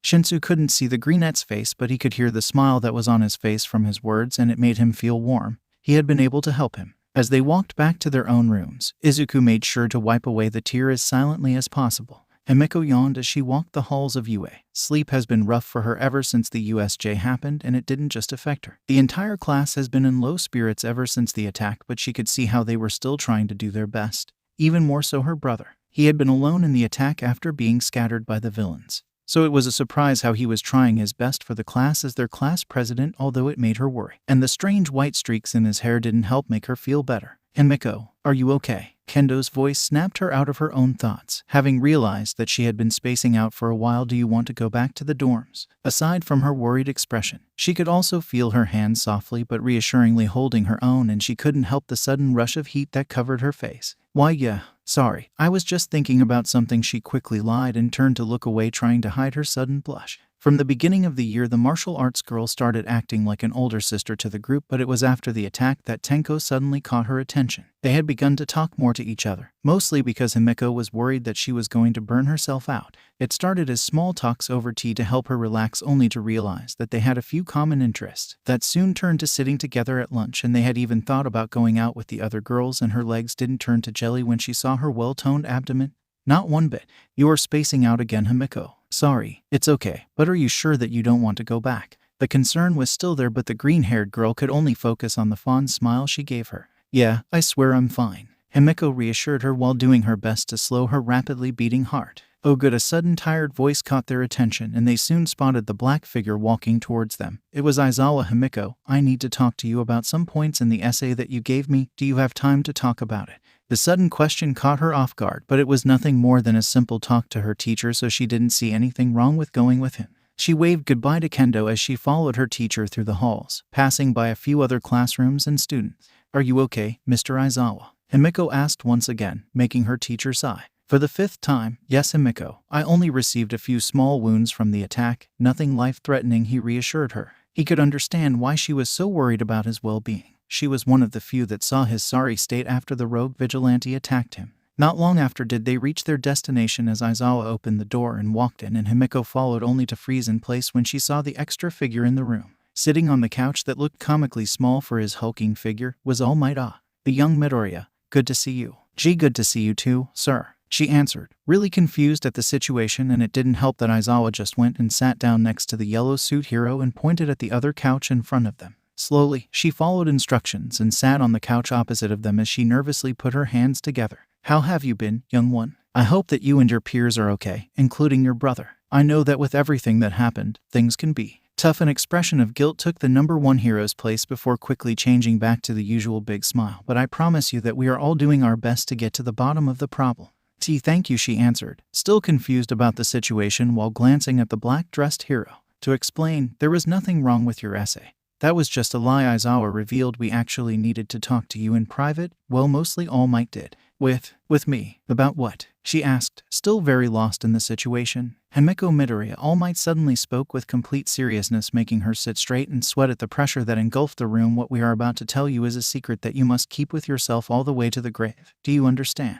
Why, yes, she squeaked, but Why are you telling me this? Because I have seen what you are capable of. You managed to get into this academy with your mind and power alone. Even if it wasn't the best suited for battle, you managed to gain your spot in this academy. Not only that, but when the USJ happened, you showed great teamwork with your classmates and a great heroic spirit that didn't falter at the face of great danger. That why, with a sudden pause, All Might took a deep breath. I wish to make you my successor. Izuku raised his arms as he stretched after a few hours of manual labor. Although he did enjoy it, it was an easy way to get out of his own head, and he needed that now more than anything. Once again, thank you for your help, Yaoyorozu, but you didn't need to stay and help me, the white and green-haired boy said, turning to look at black-haired girl that was currently helping him put away the brooms they had used. She gave him a kind smile, one that was already leaps and bounds different than the overly formal one she used to have. It's all right, Izuku. It's my job as the vice representative to help you out, and you have been doing a lot, so I just want to help ease the burden. Slightly flinching at her words, Izuku turned away as to not let her see his guilty expression, and at this, she just let out a sigh. Just know that whatever you're going through, it doesn't have to be alone. Whether you like it or not, you are part of our class, and that means that you are our friend and that we care about you.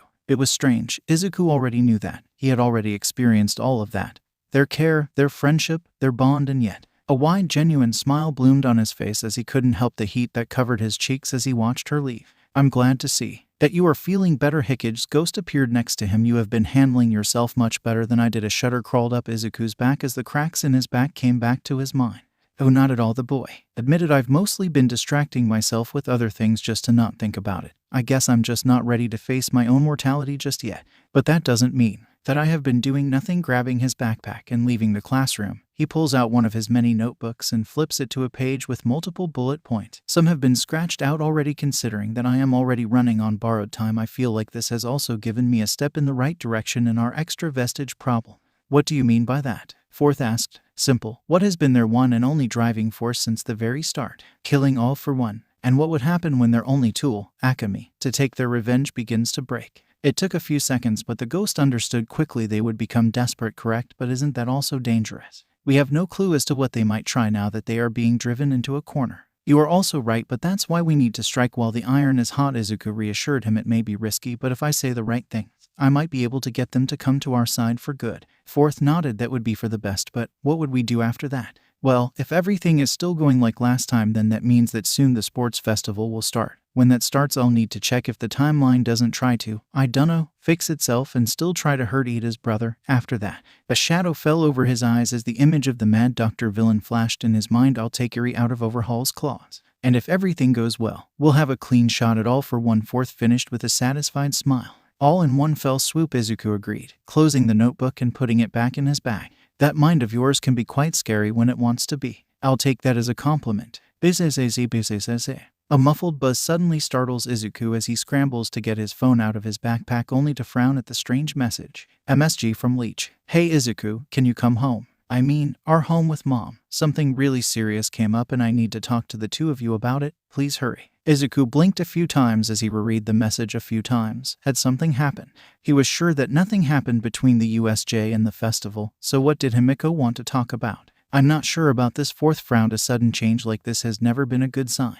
I know, but I can't just say no to her. And it seems like she wants to bring Mom into this too, which only makes me more nervous, Izuku admits before turning to the gates and beginning his trip to his mother's home. Taking a deep breath, Izuku turned the extra key his mother had given him and opened the door. Mom, Himiko, I'm here, what hap-huh? Only to freeze on the entrance, feeling like his lungs had lost all of the air in them because of the sight in front of him. He had expected a lot of the situation. Maybe some blood, possibly a fire, hell, even a dead body. What he was not expecting was the skeleton of a man wearing an ugly yellow suit happily talking to his mother and sister. All Might was in his home drinking a cup of tea. Why was he here? This is different, too different. An avalanche of thoughts assaulted the boy as he stood frozen in shock, confusing and utter fear. Why was All Might in his home? Was this what Himiko wanted to talk about? If it is, then why do they look so happy? Oh shit, did he figure him out? Toshinori isn't dumb. Did he come to arrest him? But why in front of his family? Did he want to make a show of it? No, he isn't that cruel, and if he did figure out his identity and connections, he would have missed the perfect chance back at UA with all the other heroes. Why was he in his house? Izuku, honey, are you not going to say hello? His mother's voice snapped him out of his trance and made him realize that he had been standing there without moving for a long time now.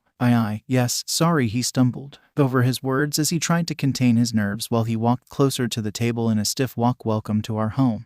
Can I ask what brings you here today? Oh, there's no need to be so formal to me, young one. I'm the one imposing on your home, but I am here to talk about some serious matters on behalf of your sister. Izuku whipped around hard enough to almost give himself whiplash, but enough to make his family flinch. Oh yeah, I guess that's my signal, his sister began as he took a seat and kept staring at her with wide eyes. Well, Mr. Toshinori has decided to give me an incredible offer, and he originally wanted to keep it a secret, but Himiko then lowers her head. I couldn't bring myself to hide it from you. The both of you have done so much for me that I can't even begin to say. You gave me a chance at a life I had never imagined and have taken care of me as if I truly was your own flesh and blood. Small sobs began to shake the small girl's body as she brought her hands to try and wipe away the tears. All Might had a soft and warm smile on his face as he placed down his cup. Young Himiko told me what you have done for her, and I can't say just how happy I am to know that such caring people still exist, and it has helped me see that all of you truly care about each other, and that is why I accepted her decision of telling the both of you. The atmosphere was light and warm as praises were given to mother and son. The older woman was already beginning to cry as tears formed in the corners of her eyes. On the other hand, a cold pit had formed in Izuku's stomach, a hole that only seemed to get bigger as the more words he heard. This couldn't be happening. This had to be a nightmare. Izuku began to feel as he lost touch with himself as the conversation continued without him. He felt his consciousness slip into his own memories as he watched his sister compose herself. Flashes of a life that will never be flashed in his eyes. The warm moments he spent with his mentor. The spikes of adrenaline as he won a fight by the skin of his teeth. The satisfaction as he climbed another wall in his path. But all bright skies come with their rainy days. The white-hot pain of his broken limbs that threatened to make him go unconscious. The feeling of alienation from his peers as he was left behind. The immense weight of the world on his little shoulders. The innumerable amounts of life and death fights he found himself daily. A full-body shiver ran through him as his skin began to crack. A sudden gasp made him come to his senses, and he could see that Toshinori had gone from his skeleton to the one that showed he was the #1 hero. His mother had her hands covering her mouth at the shock. So I ask of you, please, let me make her my descendant. Izuku still didn't move, but he glanced at his mother and he felt his stomach drop as her eyes began to soften, and she fought the worry in her face before taking a deep breath and relaxing before saying, "No." Silence. Izuku's cold voice made everyone present turn to look at him with shock. Young Midoriya. Izuku. Sweetie. No, he repeated himself, hands tightly gripping at the couch. You said it yourself, All Might.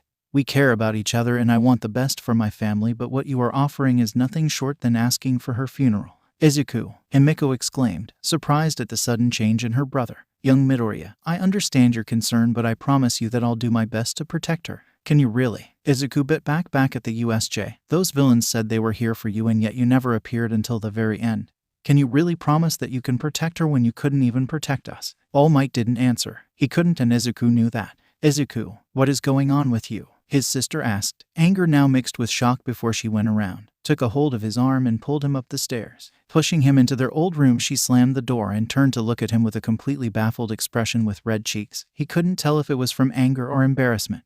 What is wrong with you? She exclaimed while glaring at him. This isn't your usual you. I thought you would be happy for me. Happy? You want me to be happy to watch you throw your life away like this? Izuku answered back, just as angry, but he didn't know why. Was it that he was jealous of losing his mentor to her? Was he truly worried about her safety? Or was he being greedy? Was the light of that quirk just too tempting to leave to anyone else but him? I'm not throwing my life away. This could do so much for us, for me. Her hands began to shake. It's a chance that I will never get if I let go, so why do you want to stop me? I'm trying to keep you safe. His anger spiked. Safe? How do you even know that I'm going to be in danger? She exclaimed, waiting for an answer. But he couldn't give her one. She wouldn't understand what he knew. No one could carry that burden, no one but him. I just do all right. He told her, but his flimsy excuse did nothing but stir her anger even more. You just do. That's bullshit. Anger poured out of her as she took a step forward and pushed him. All you want to do is keep me locked up. Another shiver, another crack. You just don't get it. Izuku burned with anger as he continued the screaming match, and in a moment of fury he grabbed her wrist with enough force to make her flinch in pain. What would you know?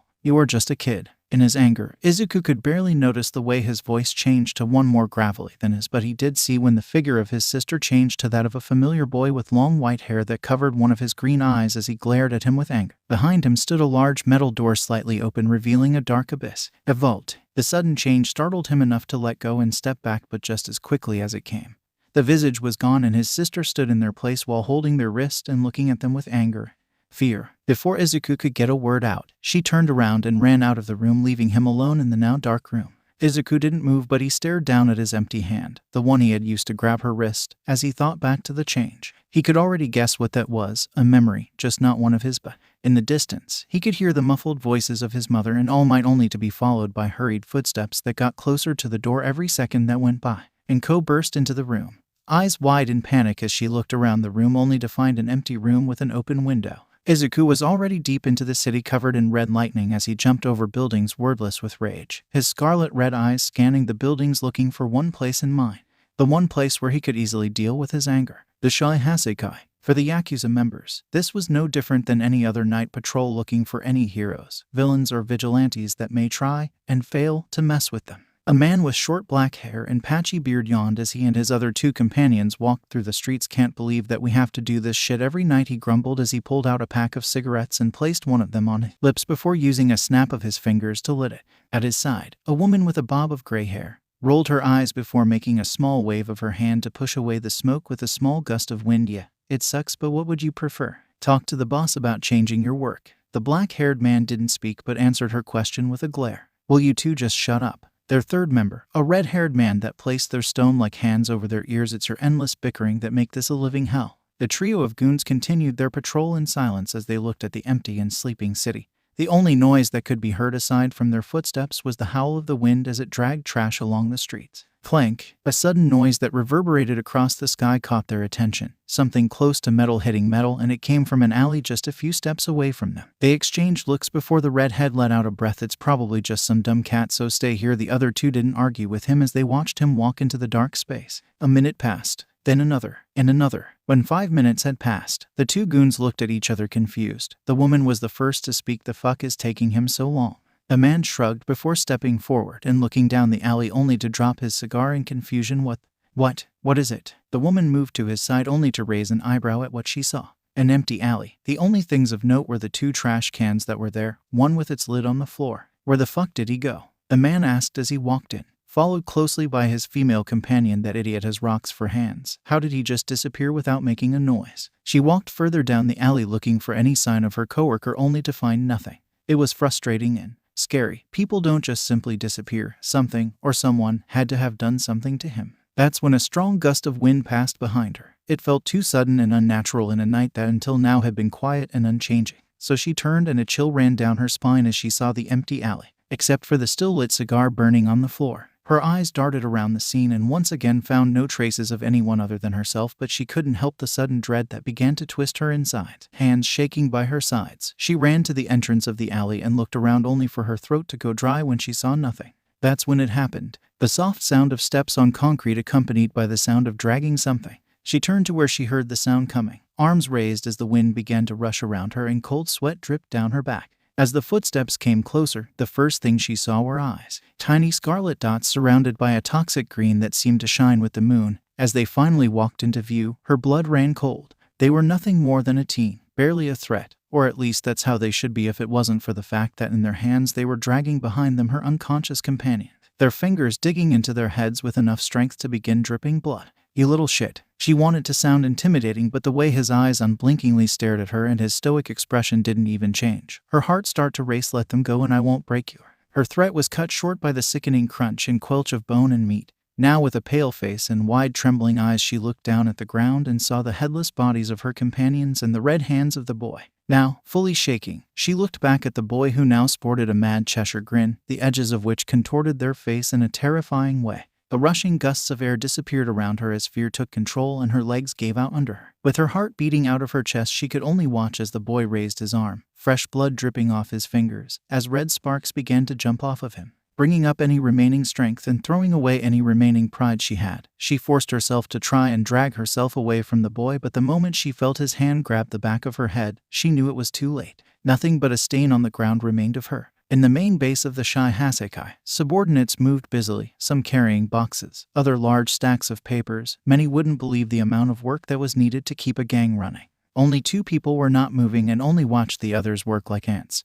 They were 2 of the fearsome 8 bullets. The drunkard Deidoro Sakaki and Joy Irinaka alias Mimic. They were both making sure their subordinates were working correctly, although Deidoro was spending most of his time drinking, leaving most of the work to Joy and their small puppet. Knock knock. The entire base froze and turned to the main door, a thick metal gate, as someone had just knocked on it. A deep pressure was felt by everyone as they didn't move. The only ones that seemed unaffected were the two bullet. Todoroki glanced to the puppet on his side, which simply gave him a nod. The drunkard began pulling a few knives out of his clothes as he slowly approached the door. Knock knock, pizza delivery. The gate and most of the wall, alongside Todoroki, exploded to pieces as Izuku punched through it, freely walking, and he looked around the base with a smile. Nice place you got here. Looking at everyone in the room, his smile suddenly became sharper and a wild glint danced in his red and green eyes. Too bad this will be the last place you'll ever see. Every grunt dropped what they were doing and ran at Midoriya, whose smile never faltered even at the wave of incoming attacks. With a simple wave of his hand, an ocean of blue flames consumed the front line of thugs, but, either too dumb or too brave, the rest did not stop as they continued their charge. Smiling even wider, Izuku let Black Whip out as it quickly wrapped around his arms and turned into the form of a gauntlet as he dashed forward, his body already covered in red electricity. Any kind of common sense left the boy as he became the center of the mosh pit, swinging his fist recklessly as he ripped and teared the villains apart with his bare hands. Of course, he was also here to sate his appetite. Grabbing a villain by the head, he pushed all for one into them as they searched them for their quirk, red lines appearing around the part where he had taken hold as the villain screamed in agony. And when he was empty, Izuku turned around and used the body as a weapon as he slammed the others. But these were just the appetizers. Slowly he began to move through the waves to where his first target stood. It was faint, but he could still see the light inside that doll. Having had enough of the flies around him, his black white-made gauntlets disappeared as his arms began to change, something he remembered from his fight with Shigaraki as All for One began to develop inside him. The skin and muscles in his arms began to grow at unbelievable speeds, becoming a mass of arms and fingers that he used to push, grab, and crush. And just to finish it off, his throat began to shine as he let out a fatal breath of fire around him, leaving nothing but ashes. Joy, on seeing this display of absolute power, understood that he couldn't beat the boy, at least not with his current strength. With no doubt in his mind, he pulled out a syringe and stabbed it into the doll and pushed its purpled contents into himself. Izuku watched with interest as Joy injected himself with Trigger, looking as the small light inside him seemed to shake as it slowly took a purplish tone. Izuku had not been present when it happened last time, but he had heard records of others as how the drug affected the power of his quirk, so he was excited to see if he could make things more interesting for him. Joy burst out of the doll panting as his veins popped out. Stumbling around, he couldn't get a hold of himself as he felt his instincts take hold and fell towards one of the walls and phased into it. Izuku watched the silhouette of a man move in the walls as a boisterous laugh came from all around him. "You are a strong brat, I'll give you that." The wall around him began to shake and move as if an earthquake was happening, but that ends here. Simply answering his threat with a smile, Izuku raised his arm and flicked his finger, the force of the compressed air blowing a hole on the walls, but Joy's laugh only got louder. "I'm not bound to a single object now. The entire facility and its tunnels are me." Then I guess that just means. Even more sparks appeared around him as his veins glowed a bright red and his skin bubbled before growing into an extra pair of arms before the four of them were enveloped by Black Whip. "I just have to tear this place apart until I find you." Joy couldn't help the chill that rushed up his spine at hearing the excitement in the kid's voice as he realized that this was nothing but a game for him. That's how their chase of cat and mouse began, with Joy trying to crush Midoriya with wall only for the white-haired boy to break through them as he chased after him. Even if he shouldn't know where he was, the kid was perfectly behind his tail. Unfortunately for him, Izuku had already used search on him and he could perfectly pinpoint his location.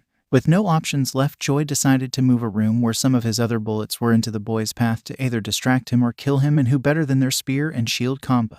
The walls around Izuku shifted once again, and his attention shifted from Joy to the sudden pair that were pushed in front of him, both looking equally confused. Hekiji, a tall, slim man, looked around only to notice the young boy that looked at them with curiosity, and it would seem like Kendo, who looked the complete opposite of Hekiji, a towering, muscular man, had also taken notice. "Just what the hell is happening?" Kendo looked down at the young boy as he asked no one, but what they didn't expect was to actually get an answer. "That little bastard broke into the base and already killed thousands of our goons in a bullet, so make sure to turn him into a stain on the wall." As they listened to the agitated voice of Joy, the spear and shield duo couldn't help but think of this as nothing more than an exaggeration, even if his appearance was weird with 4 arms and those red and black gauntlets on them. If they lost a kid like this, then that just means they were weak. Kendo mocked his fallen comrades as he approached Izuku, who had yet to blink. "This will be over in seconds," he boasted as he pulled his arm back and used his quirk. His quirk was a simple one. Strong arm allowed him to rotate his shoulders at extreme speeds, which allowed him to send a near-endless barrage of bullet punches. Add that with his insane strength and the result is obvious. As he sent his fist forward, the expected happened, and Kendo punched a hole through the teenager in seconds, but since the kid had made a joke out of them, he decided to make a good example out of the white-haired boy by making him a human Swiss cheese.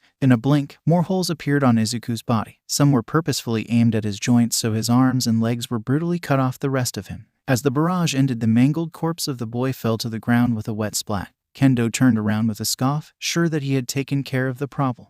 Hekiji simply shook his head as he thought about the hassle of cleaning the mess later, but he couldn't utter a word as his face went pale and reflexively used his quirk to create a barrier to cover himself and Kendo. Surprised by his partner's sudden move, Kendo asks, "What are you? We need to leave now." Hekiji interrupts him, his voice shaking with fear as he looks at something behind Kendo. "That's a really neat quirk you have." The new voice made Kendo flinch as he turned around only to take a step back in surprise as he looked at the kid he had just killed standing perfectly fine. If it wasn't because of the tattered clothes or the severed limbs that remained on the floor, he would have thought that he had never touched him. With an excited smile, Izuku pulled back his own fist as his arm began to bulge and grow in size as red sparks jumped off him. "Now let me show you mine."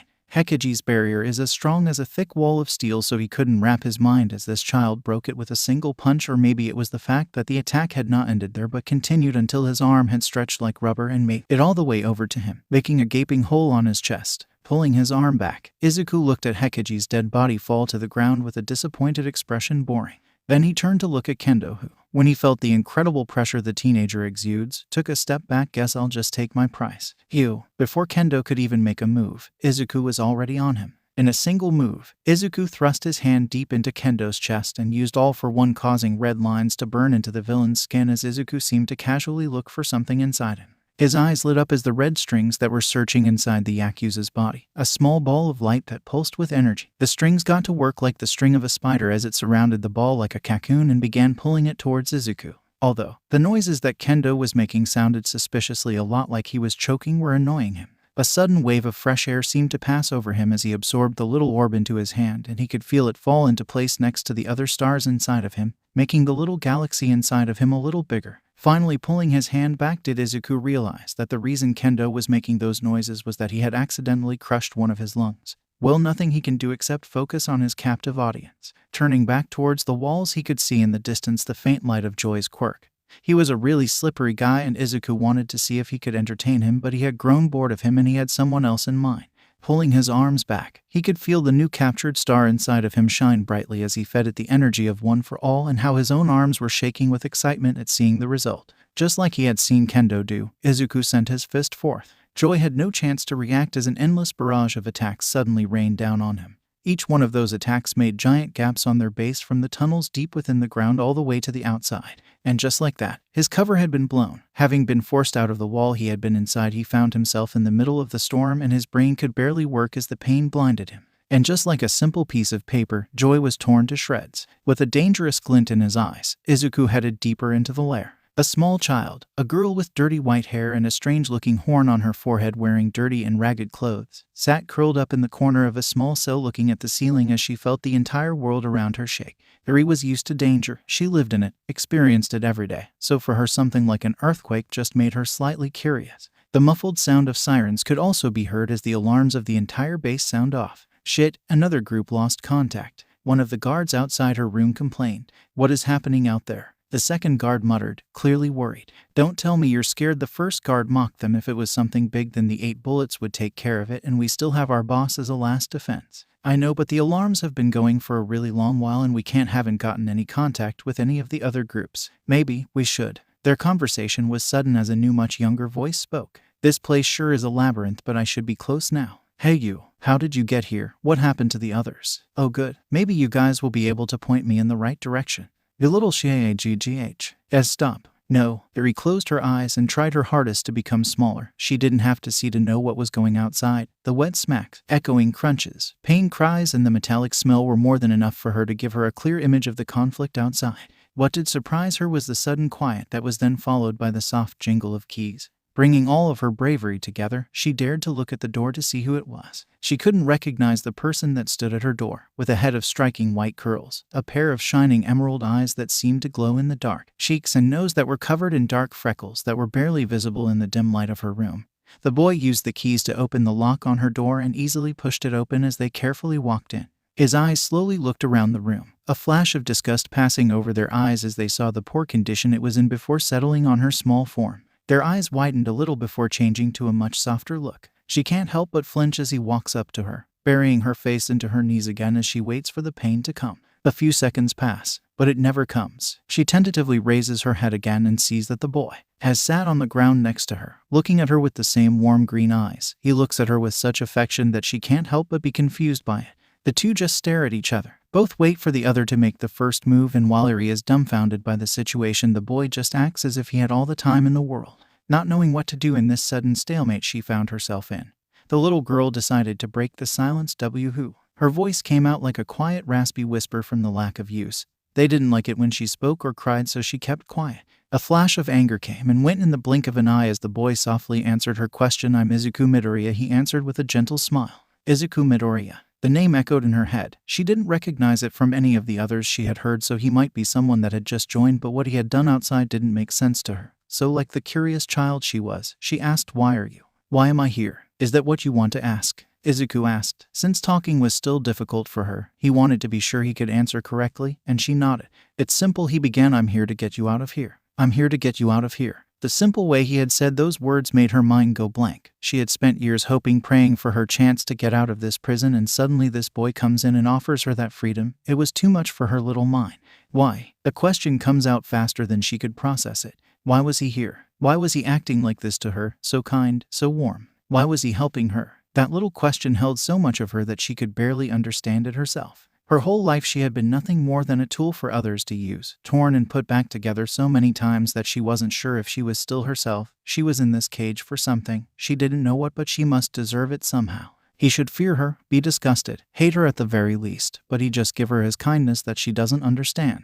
So why? "Because you don't deserve this," he told her, voice strafe and resolute as one of his hands slowly reached to cup her face. His hand bloody and sticky, but oh so warm. "They hurt you for no more than their own selfish reasons. They took away the happiness that was rightly yours. You did nothing wrong." Why did her chest feel so warm? Before she knew it, her vision became blurry because of the warm tears that had begun to run down her face. As if a pipe had burst inside of her, her grief and pain from all those years had begun to spill out of her. All because of this boy Izuku Midoriya, who had shown her what it meant to be loved. With trembling lips she began to cry with all her little heart could give as she wailed like a baby for the first time in years. Her cries filled with sorrow. Her small bandaged hands reached for the hand that still tenderly held her face, and she grabbed it with all her might, even if it wasn't much, scared that the new warmth she had found would suddenly disappear. But Izuku wouldn't leave. Never again would he lose her. With his other hand he slowly and carefully pulled her towards him, and she practically melted into his embrace as she let her stain his already bloody clothes. Her little body shook with every sob, a storm of emotions inside her as her walls came crumbling down. But even then,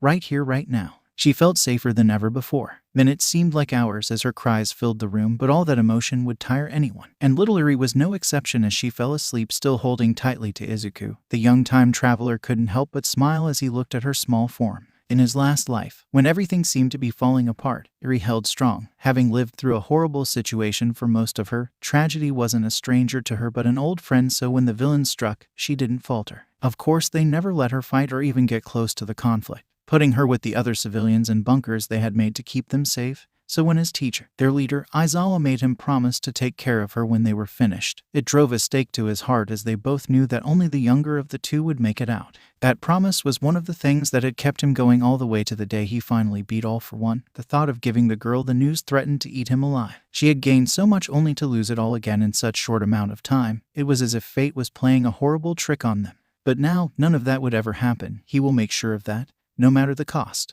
Using the arm that the little girl wasn't clinging to, he pulled out one of the phones he had grabbed from one of the grunts and sent his location to Aizawa's number. Since this had become a normal thing for the two of them, and with the commotion that Izuku had most definitely caused, he had no doubt that the hero would be here in no time. Throwing the phone away, he carefully grabbed Eri with both his arms and carried her out of the room. He wanted to leave the base as soon as possible, but there was still one loose end for him to take care of. But it would seem that, if the sound of footsteps that got closer to him were any indication, he wouldn't need to go too far. As Kai Chisaki, otherwise known as Overhaul, finally appeared, a disgruntled expression on his face. He stopped a few feet away from Izuku, who had yet to even glance at him, more preoccupied with the small girl in his arms. "Are you the bastard that threw my base into chaos?" Chisaki asked, his words covered in venom as he glared at the white-haired boy. Izuku didn't answer. Fingers twitching, he asked again, "Who the fuck are you?" Once again, Izuku didn't answer. Pulling his right glove off of his hand, Overhaul snarled, "I said, who the fuck are TRH?" Wing his uncovered hand to the wall. He was ready to use his quirk to make the kid into nothing more than a piece of abstract art. The only problem was that a sudden blur of black and red interrupted him. Black Whip manifested and shot out of Izuku's back in less than a second to wrap around Overhaul's wrist and stop him before he could make a move. Slowly, Izuku turned his eyes to the Yakuza, the center of his eyes ruby red surrounded by toxic green. Nothing but pure hatred could be seen in the boy's eyes as he looked at the man. "She's trying to sleep," even though he was whispering. His voice reached the Yakuza leader just as if he was standing next to him as Eri buried her face into his chest. Overhaul tried to pull his arm free from its restraints, but the quirk had a tight hold on him, not even letting him budge from place. But Izuku was not done. He had a long list of people he wanted to get revenge on, and Overhaul was really high on his list. With a simple thought, the grip on the man's wrist tightened, the pain shooting through his body as he tried to rip the tendril off him, only to fall to his knees in pain as Black Whip only tightened its hold until, crack, Overhaul pulled air, ready to scream as the pain sent bolts up his spine. But just as fast as the first one, a new tentacle ripped his bird mask off from his face and covered his mouth, muffling his screams. "Good, that should keep you quiet." Izuku slowly walked closer to the villain, a third tentacle quickly moving to grab the villain's left wrist. "Now, this is how we are going to do things." Izuku simply placed his hand over Overhaul's face. Pulled. Overhaul tried to scream as he felt something deep inside of him be forcefully ripped out of its place. It was similar to a hand having punctured his chest, moving his organs aside while looking for something, and when they found it, they took a tight grip of it, and just as forcefully as they pushed in, they pulled out, making a mess of his insides. Just like that, Izuku had stolen his quirk, made him what the man had always wanted to be. Quirkless, free of the sickness that he had wanted to rid the world of. So he started breaking. He finished the remaining wrist he had. He broke his arms, then his hands and fingers, next his ribs, his hip, legs, knees, feet. He continued to break all of his bones while keeping him gagged so that Eri could sleep, and when he ran out of anything to break that wouldn't kill him, he would force a healing quirk on him until his body was in perfect shape again. And he would start again. Break, heal, repeat, break, heal, repeat, break, heal, repeat, break, heal, repeat. At some point, the screams stopped. When Overhaul's eyes became blurry and distant, did he pull back the healing quirk. To finish it off, Izuku wouldn't do anything flashy. This scum didn't deserve that, so he simply raised his foot over the villain's head. Break. Aizawa couldn't believe the sight before him. The sudden message that he had gotten from a random number, who he had guessed was from his favorite vigilante, had led him to what he could only describe as a war zone. The broken entrance of a building that in the night looked like the maw of a beast showed hundreds of corpses that had been torn or bludgeoned to death. Heading deeper inside showed a labyrinth of, or at least the remains of one, as it was covered in holes the size of buildings. One of them, the biggest hole of them all, reached all the way to the outside, letting the light of the moon through. As he walked lower, he found rooms filled with even more corpses. Some burned to ashes, others with large holes on their bodies, and even some that looked to be in the middle of melting. But nothing could match the sight at the bottom floor. Sitting with their back to a wall was their student Izuku Midoriya. Their once green hair completely gone after being replaced by a snow white. Their hands and feet covered in now dried blood as they cradled a small child in their arms, and right in front of him, laying unmoving on the ground, was a headless corpse. As Izuku took notice of him, a relieved smile came to his face. "Sensei, you made it." "Midoriya, what the fuck?" "I promise I can explain." "Well, you better start or else I am throwing you directly into Tartarus," Aizawa threatened. Taking a deep breath, Izuku looked at his teacher with determination. "The time has come, he's finally gonna come clean." With a steady voice, "I know about one for all and all for one." Izuku threw the first stone. Aizawa's eyes widened at the boy's sudden revelation. Only a few knew about those things. They were pretty much a state secret, so how did a normal student suddenly, like a light bulb, turned on inside his mind? He was right. This entire time, he had been right. Midoriya was a traitor. "You little shit!" Aizawa, now burning with anger, rushed forward and tried to grab Izuku, only for the boy to easily dodge him with surprising speed. "Aizawa, listen to me," Izuku tried to argue, but his teacher wasn't listening.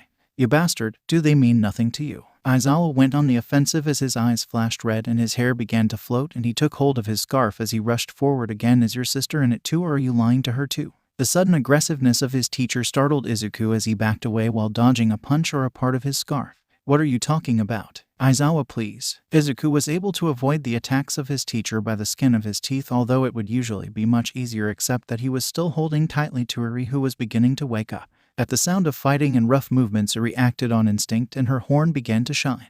Izuku immediately took notice of her quirk activating, so he had to act fast. Taking another step back, Izuku pulled back his leg. "Sorry, sensei." and kicked a large piece of rubble on the floor. With perfect accuracy, the stone flew through the air and hit the teacher on the face with enough force to give Izuku a moment of freedom.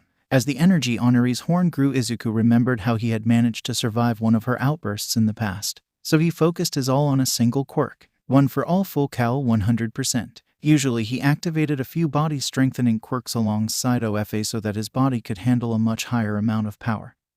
But now it was purely OFA that he was using, and the backlash was immediate. He felt as his muscles ripped apart, how his bones began to shatter and his blood boiled, but it disappeared again as Uri's quirk took hold of him, rewinding his body back. Aizawa, who had recovered from the sudden stun, looked back at his student and was shocked. The grounds and wall around Izuku began to crack. Red bolts of electricity jumped off him like he had become a thunderstorm. His body was covered in glowing red lines and his green eyes shone fiercely. But he noticed something else. A few patches of his hair turned from that snowy white back to its brilliant green, only to turn white again.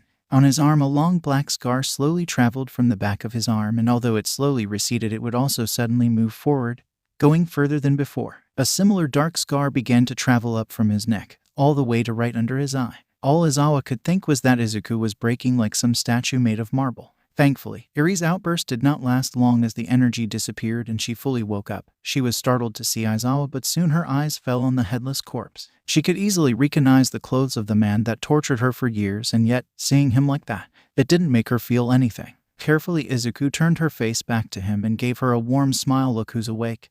Did you sleep well, Uri?" he asked her, his tone light. Uri nodded as she held tightly to Izuku. It was the best nap she had in her life. "That's good," Izuku simply said as he returned her hold with a hug. Aizawa had not made a move as he watched the two children interact. He had been keeping a careful look on Izuku the entire time to see for any break in Midoriya's mask, but he couldn't find a single crack. Either Midoriya was an even better actor than he had imagined, or the boy was being genuine. His worry and relief for the girl looked real, and the child already seemed attached to him. Letting out a bone-deep sigh, Aizawa spoke. "One chance." Izuku looked back at his teacher with wide eyes. "I am giving you one chance to explain, so if you don't convince me." The hero left the rest unsaid, but Izuku still smiled with gratitude at his teacher. "But it would be better to leave. The police must be already on their way here." Aizawa was right. Izuku is still not fully out of it yet. "We'll need somewhere where we can talk quietly.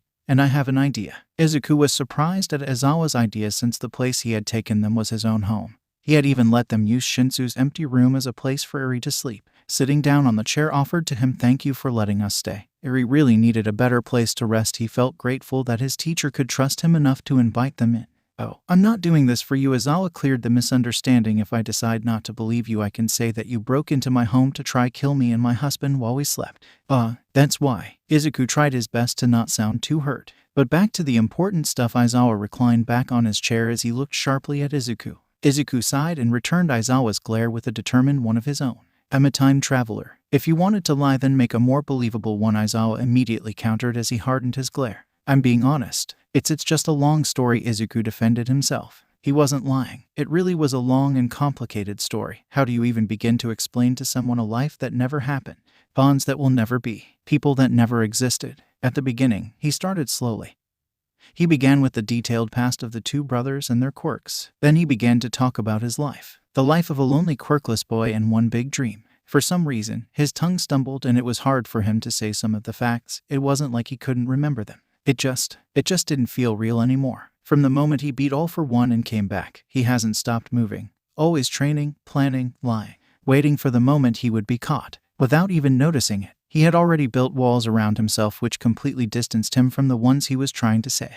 He held it all inside for years, with the small spark of dread that maybe he would wake up one day and find himself in that horrible battlefield once more. But now, as the memories began to flood his mind and his lips moved faster, a crack appeared on those walls. The more he spoke, the more detail he added. The memories of those days playing fresh in his mind as a trembling smile formed on his lips. These memories felt more like those of a past vacation. He talked about the hours he spent training with his classmates, how he became more used to people thanks to them, how they pushed each other to greater heights. But nothing ever lasts forever. As he slowly approached the fall of UA, his tone turned more bitter, the way his heart ached as he watched the world turn on the heroes, how the city he loved and vowed to protect became nothing but rubble. The only reason that Midoriya could even keep fighting wasn't because of his moral code or even OFA, it was his friends. After falling so low, they still held out a hand for him to hold. His teachers did their best to plan and protect them, while his friends stuck by his side were ready to pick him up if he fell down again. So they fought. They fought for an entire year, praying every day that this would be the last time they would have to wake up to that burning city, wake up and just take a nice walk around the mall like they used to. But with war came sacrifices. He choked on the words. How do you tell someone about the faces of his fallen comrades that gave their life to give him a chance to move forward? About the dreams and hopes that were placed on his shoulders? How do you tell a man about his own death? They died because I lived. Their blood it's on my hands. And I don't know how to live with that. He had begun to spiral. The nights that were filled with nightmares. The heart-wrenching pain as his friends gave them a last smile as they jumped into a fight they could never win, or the mind-breaking guilt as he put down the twisted forms of his companion. After taking deep breaths, forcing his beating heart to calm down, he moves on to this life. It isn't as hard as before, and, honestly, he was quite happy to boast a little here. The days he lost planning and digging up information after he woke up in that alley twice as smaller than normal. How he did his best to plant the seeds that would one day grow to be magnificent crops. The small and cozy moments that he spent with his mom. His planned but still enjoyable meeting with Toga. The mysterious reunion between Remnant and Shinsou. The day he obtained a new sister and later obtained his fire quirk. Midoriya pushed through whatever challenges were placed in front of him until his own quirks became those problems. Years of experimenting and growth until finally walking through the golden gates of UA for the second time. Things only became tougher after that. The disparity between his own memories and the reality he was facing scared him a lot. Keeping every one of his beloved classmates at an arm's length because of his secrets tore his heart out. The way the leash he held tightly slipped from his fingers at the sight of the man that had robbed him of everything, becoming the reason his classmates couldn't sleep well. It was too much for him to bear, and he cracked. He fell silent not long after, since Aizawa already knew most of the story. After that, his eyes fell onto his hands. They were shaking. Not once in his 2 lives had he felt this vulnerable. Not after he was killed for the first time. Not when he saw his friends fade one by one. Not when the blood in his hands mixed with that of his friends and family. Not when he stole his first quirk. Not when he became a monster. Only now, after finally talking to someone about the ghosts over his shoulders, did he feel like glass. Izuku only snapped out of it as he watched the large hands of the hero before him gently grab his own. Aizawa had gotten out of his seat and knelt next to Midoriya. Neither of them looked at each other but at their hands. Aizawa was an expert at reading people, and right now, watching as Midoriya almost crumbled from the pain of his own memories, he knew without a shadow of a doubt that he was telling the truth. The hero couldn't help but be disappointed in himself for not being able to stop his student from experiencing all of this at such a young age. Midoriya's hand trembled in his gentle hold, and Aizawa wondered if Atlas quivered so from the weight of the world. They don't talk. Izuku doesn't offer to, and Aizawa won't make him. Izuku's face was covered in dirt and grime. No wounds thanks to his own healing quirks, but even then, he still looks like a kid. In the midst of his own war, he still looks like a teenage boy with the weight of the world in his shoulder, and Aizawa pulled him into his arms. Izuku stiffens in his grasp for a few seconds before completely melting. He doesn't start crying, doesn't even sniffle, and Aizawa isn't surprised. He wishes he would. Of course he wishes he would let out whatever he's feeling, but he can't afford to do it. Instead, his fingers gripped his clothes so tight they almost tear. His head is buried in his shoulder, his arms around him just as tight as his. He's been through war, and he's still a bit raw from it, but he can still indulge in intimate moments like this. The people had seen a symbol, a physical manifestation of freedom, a hero who would break through any challenge and free them from hell. His friends saw a pillar, an unyielding strength, a reminder of hope. Aizawa sees a little boy, a very tired little boy, and Aizawa makes a quiet promise to himself to never forget. After Izuku finally stopped spilling his heart out and calmed down, he told his teacher to rest. He had already caused him too many problems, and he would still need to deal with Eri when morning comes. Finally alone and mentally exhausted from the hectic day, week, month he has had, he decides to get some fresh air. Sneaking out and climbing the building was easy for him, so he reached the roof in no time. His teacher's home wasn't anything outstanding, so it wasn't a great view to the city, but he could see the police helicopters that were rushing to his most recent crime scene fly across the night sky. Looking at the stars twinkling in the black sky, Izuku fell silent as the weight of it all fell on his shoulders. Many of the things he had planned were done. The people he wanted to protect were safe. Now there was only one last thing he needed to do. But before that, D-Dad. The word comes out clumsy, as if his tongue didn't know how to say it, but the ghost of Hisashi did not waste a second to appear by his son's side. Eager for the first time, he had called for him. Can you tell me about yourself? What brought this? His father is obviously curious, but he was definitely willing to tell his son anything. He just wanted to know why.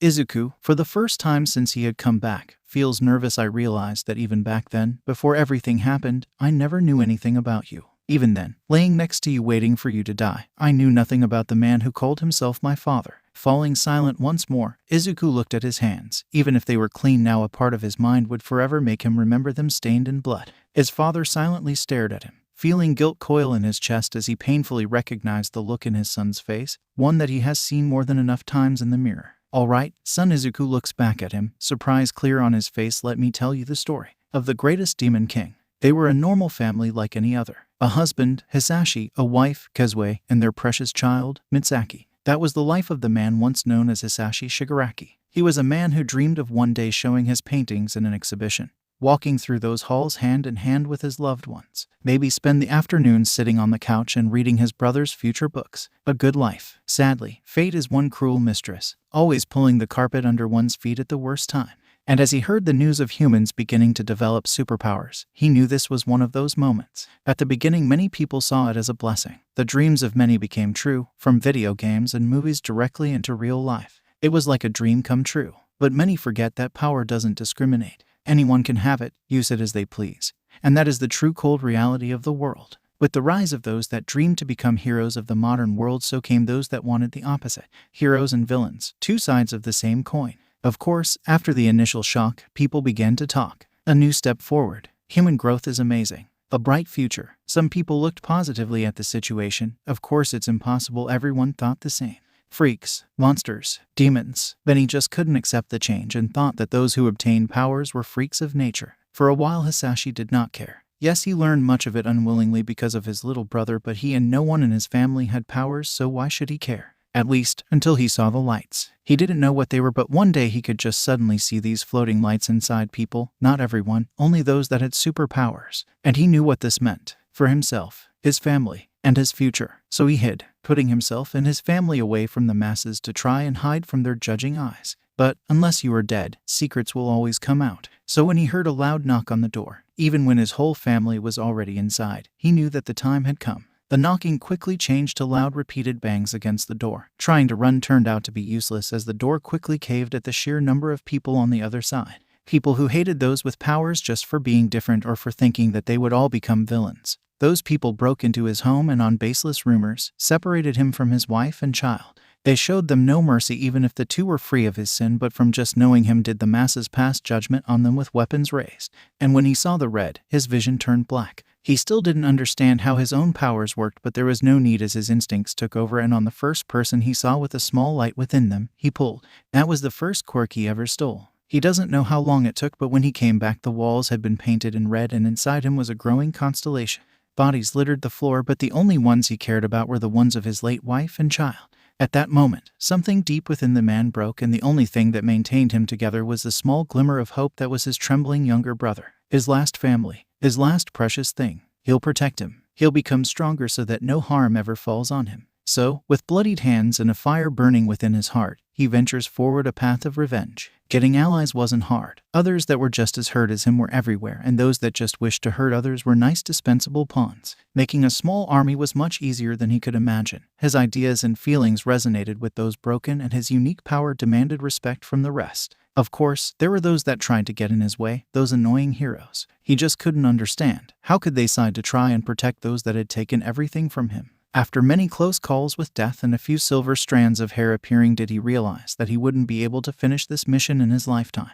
And it enraged him. If he fell and died before being able to see them pay, it would be his loss, and Hisashi is a very competitive man. Thankfully, powers were growing and changing, so finding one that made him live for longer wasn't that hard. Of course, knowing that the world was dangerous, as much as he wanted to protect his brother, he knew that his brother would need something to protect himself, and judging by the lack of light in him, he knew what he needed to do. Like a good older brother, he gave him an old toy of his. Oh, how that came back to bite him. Raising his hand against his brother, his most precious person, tore his heart apart. He could see nothing but rage in his little brother's eyes as sparks flew off him, the power he had given him having clearly taken root within him. But it wasn't enough. But even then, after his brother had gone to the ones against him, had tried to stab him in the back, placed him in the role of a villain, he could never hate him. So he did the second best thing. He placed him under lock and key. It may seem cruel, but he couldn't bring himself to watch his brother go somewhere he couldn't reach, except that the world had it against him. The broken vault door seemingly mocking him as it revealed an empty metallic room with only a few comic books littering the floor. That day, a large part of Japan became a crater. Anger was replaced with panic. He didn't know where his brother had gone. how he was doing, and the faces of his lost family mocked him for being so careless. So when he saw his brother once more, relief washed over him like waves. If only the light inside of him was still there. His little brother, just as much of a dramatic bitch as him, explained that he indeed had a power before the one he forced bestowed on him. It was just as impressive as his own, the ability to pass on his own power. But even then, completely powerless, he still held something over him, his life, and like a brat, he decided to break it. The sight of everything he had wanted to protect, laying on the floor like a puppet that had its strings cut, sent him into a rampage. Anger completely replaced by grief as the once composed villain became nothing more than a wounded beast. His cry echoed into the night as he clutched the cold body. His mind was covered in dark clouds for weeks, not caring about what any of his subordinates did or what they expected of him. His reason to live was gone, so why should he continue? At least, until he saw the first person with two lights within them. A man with spiky hair tried to glare a hole into him, but he couldn't bring himself to care about that, because the familiar shine of his brother's power had taken all his attention. The pieces of the puzzle began to fall into place, and he felt as something deep within him spark back to life. That was it, the last thing that remained of his brother. Without hesitation, he reached out, and it slipped out of his grasp. As slippery as always, Hayoichi? But he didn't give up. He would never give up. Not until the quirk was brought to its rightful place by his side. His brother was annoying, yes, but he didn't think he would make a game of cat and mouse last for more than a century. So now, after that blasted Shimura destroyed most of his evil empire, he had to go into hiding once more. And for a good cover, he needed a job. Maybe he'll try a new job. He's got over 100 years of experience. He's sure that he can do anything. Alright, being a lawyer did not go well, but that isn't fair when you can't help but see the face of your dead wife in place of your opponent. The woman he had gone against, Hisashi Midoriya, was an almost perfect copy of his late wife, aside from the green hair. So the words spilled out of him faster than he could react, asking to get to know her. From that point on, the strange relationship between the two began, meeting up to talk about whatever was on her mind and whatever random job he had decided to pick up. It was cathartic, just sitting down and relaxing. When was the last time he had done this? When was the last time he had lived in the present? Before he knew it, his heart, once thought cold and dead, began to beat once more. And the moment he was able to hold his new child was possibly the single greatest moment of them all. It was only because of his fear of hurting little Izuku that he didn't crumble to the floor and cry.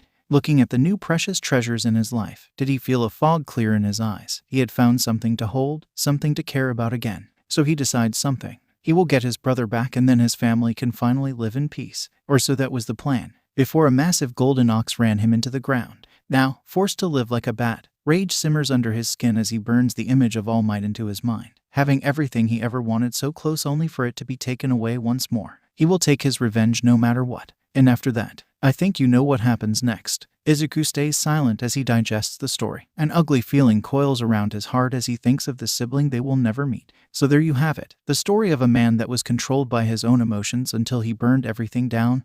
That's the Demon King. First, having manifested at some point, glanced at his brother with a swirl of emotions in his eyes. Words left unsaid between the two. Okay. Izuku sat down on the roof, a glint of determination on his eyes. I think I made my decision. Decision for what? First asked. I'm going to make a deal with All for One. Son, are you sure about that? That quirk is dangerous, and now that it has a mind of its own, even more, they could. His father doesn't dare finish that sentence. It's okay. I think I have an idea on how to get them on our side. Izuku smiled at the two brothers. No hesitation or doubt could be found in his eyes. The ghostly brothers could only swallow their concerns as they knew that Izuku was stubborn enough that only God could come down to stop him, and even that wasn't a guarantee. So, with heavy hearts, they nodded. Izuku took a deep breath and closed his eyes, beginning to focus on the world inside himself. Once he opened them again, he was no longer on a roof but a dark void illuminated by a galaxy worth of stars above him, and in front of him was a heavy metal vault door. Next to him was a figure made of golden flames who, even without a mouth, showed his own concern towards the little green. Izuku smiled. Thank you for protecting me again, All Might, but it's time I stop running. His voice was steady and he did his best to show his conviction. All Might sadly nodded as he went to open the vault. The sound of metal scrapping metal echoed around them as the door slowly opened. Inside the dark room, at the very back rested a figure very familiar to him. A boy with messy dark green hair, a broken and tattered hero suit, white gloves dyed red, and around his feet was not a shadow but a wiggling black and red sludge. Blood-red eyes met with shining green. Welcome back, hero. So, to what do I owe the honor? His clone asked, a smirk playing on their lips. Izuku casually looked around as the world shifted once more. No longer inside the vault but in the familiar white void. Inside their territory, but it's not like he wasn't expecting it.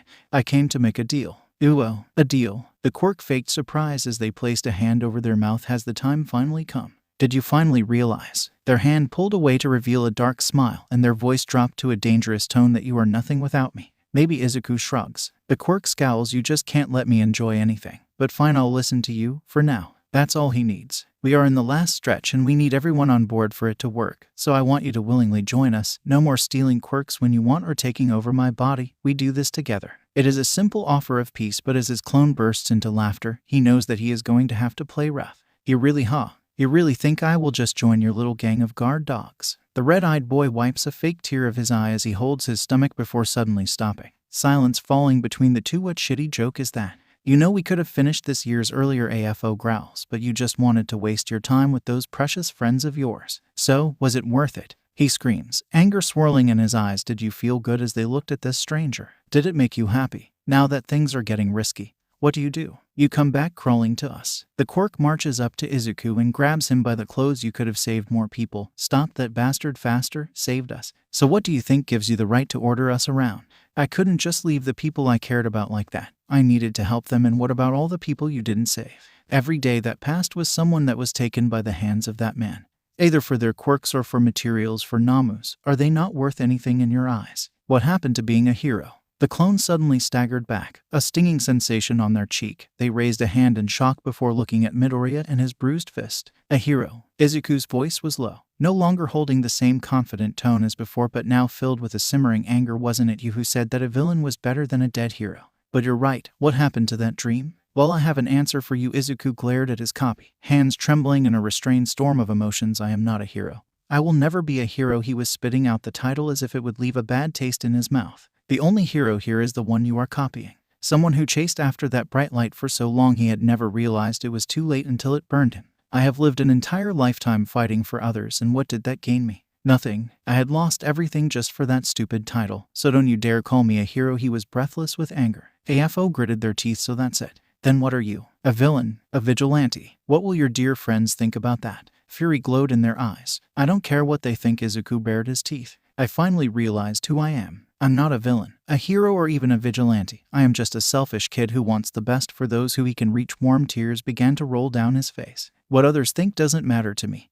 I'm fine with protecting my own happiness and the ones within my reach. And if anyone aims for that, then I will just erase them. I think you are misunderstanding something here, but I'm actually. He raised his eyes to glare at his double, who had a snarl on their face. Very, very petty. As those words of challenge echoed through the air, neither boy spoke, but it was clear what was next. AFO was the first one to strike, sending forth a wave of blue flames towards the greenette, who covered themselves in green lightning and jumped into the air. Izuku shot forward, black whip, black tendrils digging into the ground, and pulled himself forward, sending himself forward with the speed of a bullet, covering themselves in black lightning. The quirk could only block as Izuku kicked them at Mach speed, sending them flying back. AFO roared as their hand morphed, the tips of their fingers becoming metal and splitting open. A spark of light shined from the bottom before a barrage of red bullets flew at Izuku. Even with enhanced speed, Izuku would not normally be able to dodge the wall of bullets coming at him, but as danger sense activated, he was able to use his instincts to avoid any deadly hits and coming out with only a few cuts.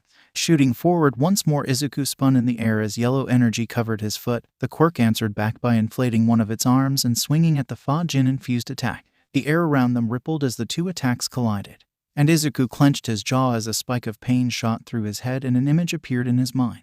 People strapped to tables, a man with a messy white mustache and big googles looking down at them. The sharp edge of the surgical knife on his hand gleamed as the light hit it. Both fighters were pushed back. Izuku scowled at the pain in his foot and his copy grimaced at the hand that bent the wrong way. But that didn't stop either of them as they threw themselves at each other once more. Being the personification of multiple quirks gave them a few advantages. An example was the sudden electricity they released from their hands towards Izuku. The only downside was their opponent. Izuku, who has had years of quirk analysis under his belt, was able to figure out how the new attack worked and then counter it or avoid it as the fight went on.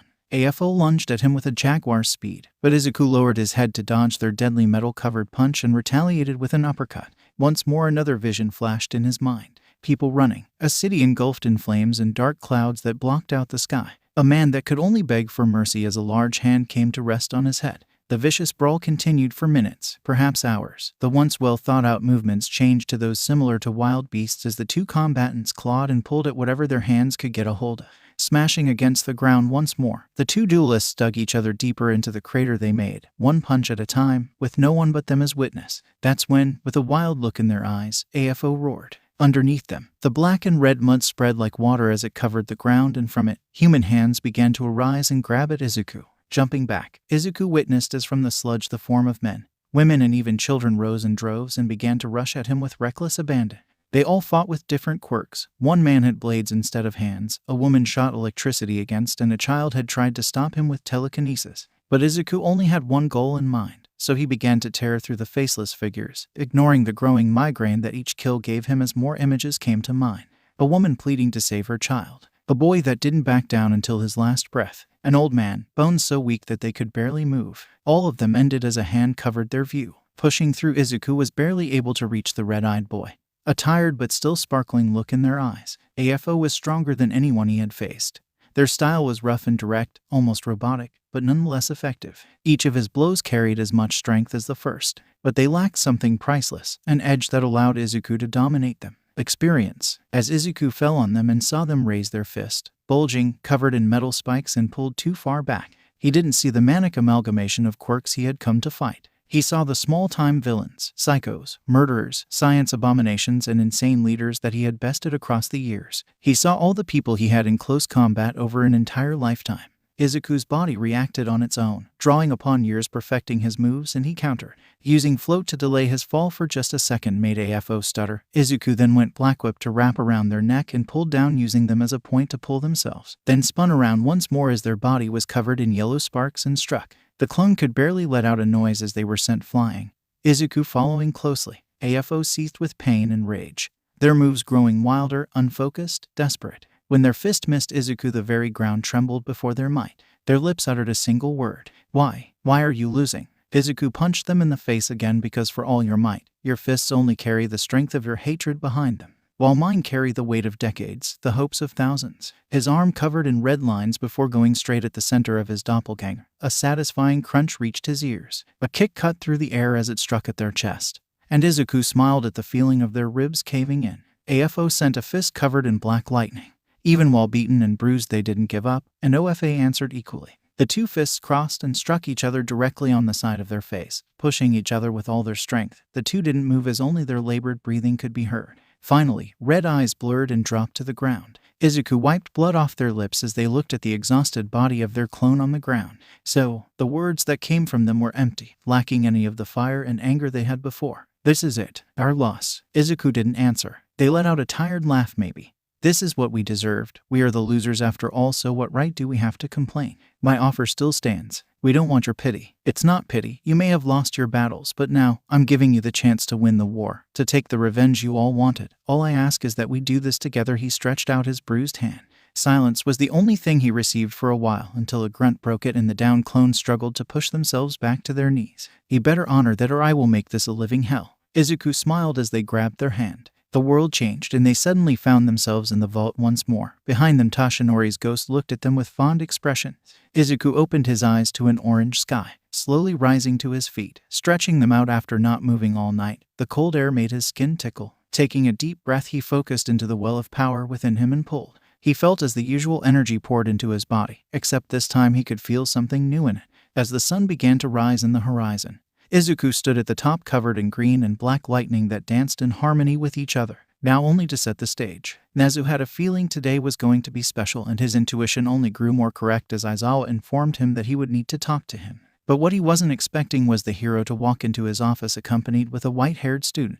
As the boy took a seat on the chair in front of his desk, Aizawa standing behind them with their arms crossed, Nezu realized, if only by the freckles, that this was Izuku Midoriya. The hair on the back of his neck stood up as his shining green eyes and glowing red pupils pinned him to his seat. "Hello, director," the boy said with a sweet smile that didn't reach his eyes. "I'm here with a proposition." Nezu couldn't help the sharp smile that came to his face. To say that Himiko was worried would be an understatement. She was on the edge of having a full freak out. After her horrible fight with her brother and running away only to be stopped by All Might before she could go far, she was a mess. She had hoped for the support of her family, and her mom did accept it, but Izuku... Ugh, just thinking about it again made her feel worse, but the fact that he never returned either to their mom or the dorms all night didn't sit right with her. So sitting in her classroom made her feel all itchy, like a tightly coiled spring, just wanting to get up and go search for him. She knew he was strong, stronger than any of them, but there was still that freak accident that happened last night that made an entire street disappear. She couldn't focus on anything, only gaining bits and pieces of the conversations her classmates were having. Something about Shinsou's sister. It felt wrong to see his seat empty, like something had been ripped away from her, and she couldn't help but feel like it was her fault. She could barely focus as their homeroom teacher walked in, and she would have completely dismissed the man if it wasn't for his words. "I have an important announcement to make, so quiet down." Their teacher only continued after their voices disappeared. "Some of you may know that the sports festival is coming up and that you are all required to participate."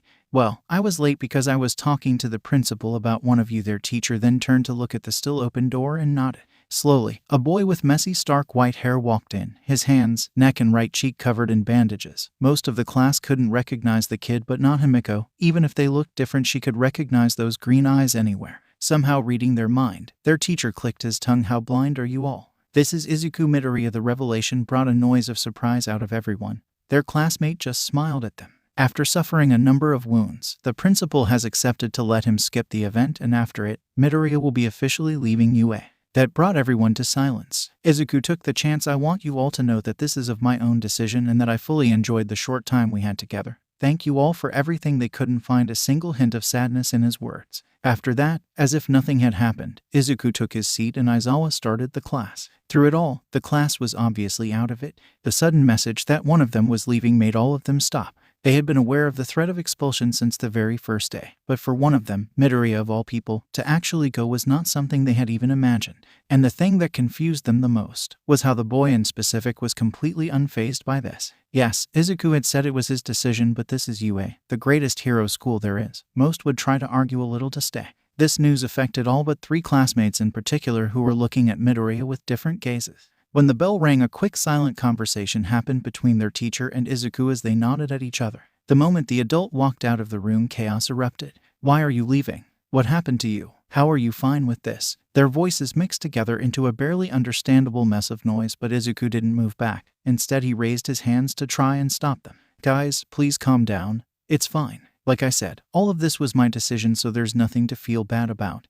And don't worry about me. I just had a small accident is all." Izuku lied as he got up and grabbed his bag, the smile on his face ever present but never actually reaching his eyes. "Now, if you'll excuse me, I have to go meet up with Aizawa again." His classmates could only move out of his way as the almost tangible wall he had placed between them pushed them aside. Izuku walked through UAS hallways without a care in the world, making turns to the left and right before he reached a dead end and turned back at the 3 that had been following him. "Hello Himiko, Bakugo, Todoroki, can I help you?" he asked with a sweet tone. "You fucking know why we're here." Bakugo went first as he glared at Izuku. "What the hell happened, nerd?" "About the expulsion." Izuku somehow dared to tilt his head and look surprised. "I already said that this was something I chose, so there." "Then what are those bandages for?" Himiko interrupted. "What happened to you?" "It was just one night," was left unsaid. "It was just a little accident. Nothing too bad." Izuku let out a blatant lie with a smile, making her stomach turn and for Bakugo to growl at him. "Then what are you going to do?" Todoroki asked, his eyes as cold as before, but Izuku could see the small swirl of emotions in it. "I'll still participate in class and cheer for all of you when the festival comes, but after that, it'll be farewell." "What happened to your dream? What happened to being a hero?" Bakugo asked, anger and a tinge of sadness in his words, but they got a reaction out of Izuku. A flinch, his hands fiddle with the straps of his backpack. Thinking of an answer before finally life happened. "It happened, and now I will never see the end of that dream." His words echoed around the hallway. They exuded a bone-deep exhaustion, and the way he was looking at the floor instead of them said more than anything. But just as fast as it came, it was replaced by the fake smile. "But you'll grow up. You'll live and become the very best." It was said not as a request but as if it was a fact of reality, but there was a strange, desperate edge to it. Bakugo clenched his fists. He knew Izuku. He may have changed a lot, but whoever it was in front of him was an entirely different person, so he held his tongue and walked away. Todoroki followed him, only sending a glance back at Midoriya before disappearing. Himiko stayed, and so did Izuku. They both knew they had much more to say. As his full attention fell on her, she could feel as if he didn't much look at her as he did through her, as if he was looking at someone else or something else. "You took it, didn't you?" She knew what he was talking about. She didn't know how he knew, but he did, and she nodded. Neither of them spoke, the words getting stuck in her throat as she looked at the barely recognizable boy. She knew it was Izuku, but he was so different from who he had been just yesterday. What happened to him? "I guess I can't get in your way anymore, but Himiko." His smile was gone. "Do you really think you can carry that? Can you really hold such a bright light without getting burned?" She blinked in surprise. The words were obviously warnings, but to what? The quirk. But how would he know if it was dangerous? What are you? Izuku ignored her question as he walked past her. Izuku. She grabbed his wrist to stop him. What are you talking about? What happened to you? Sis, do you remember our promise? Without looking back, he asked her. A promise? What, if, for some reason, I become a villain? Her eyes widened as the memory of that night struck her, and she watched as Izuku turned to her and smiled, giving her a real smile, one filled with regret. He took the chance of her shock to pull his hand away and walk around the corner, getting out of her view. It took her a second to register everything, but when she did, she ran after her sibling only to find an empty hallway. Aizawa glanced at the tired teen that walked into the room, a swirl of emotions in his eyes. Took your time. Sorry, Izuku apologized. Some of them ended up following me. It's all right, Midoriya, Nezu said as he poured another cup of tea, but I believe it is time we get ourselves in order now, so shall we? Izuku took the open seat and held the warm cup as he nodded, always to the point. But you are correct. I have already placed a few trackers in Ingenium's suit, so it'll be easy to track his location and watch him through any cameras we need to. The White Rat took a sip of his drink as he explained.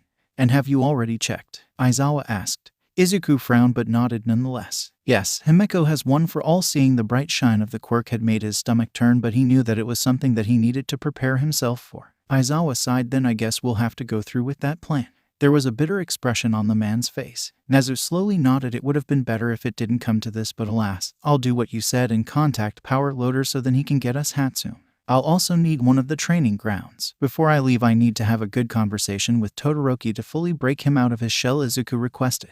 You'll have it by tomorrow, the dark-haired hero answered. The trio continued their discussion for a few more minutes, ironing out more of the kinks and making sure to be on the same page of what they were going to need. Izuku forced himself to ignore the saddened glances the two of them gave him. He couldn't falter, not now, not ever. When they finished, Izuku stood up from his seat and reached for the door. Midoriya, before you leave, I must ask you once more. The intelligent black eyes of the principal looked at Izuku with a somber look. Are you truly sure that you wish to do this? Izuku didn't answer right away, a tired smile forming on his face with the eyes of a man that had accepted his fate that did not fit his young appearance. It's the only way, he declared, for this cycle to finally end. One for all and all for one. Both need to die. During the classes, Izuku maintained his kind nature with his classmates, but very clearly maintained a wall between them, so when he suddenly asked to meet later with Todoroki, it surprised everyone. To the two-toned boy, it was more of a surprise that the mysterious boy brought him to one of the training rooms the teachers had told them about before. So, Todoroki, how have you been? Izuku casually asked him as if he wasn't the biggest mystery in school. I've been fine. That's great, the white-haired boy began to stretch. Tell me.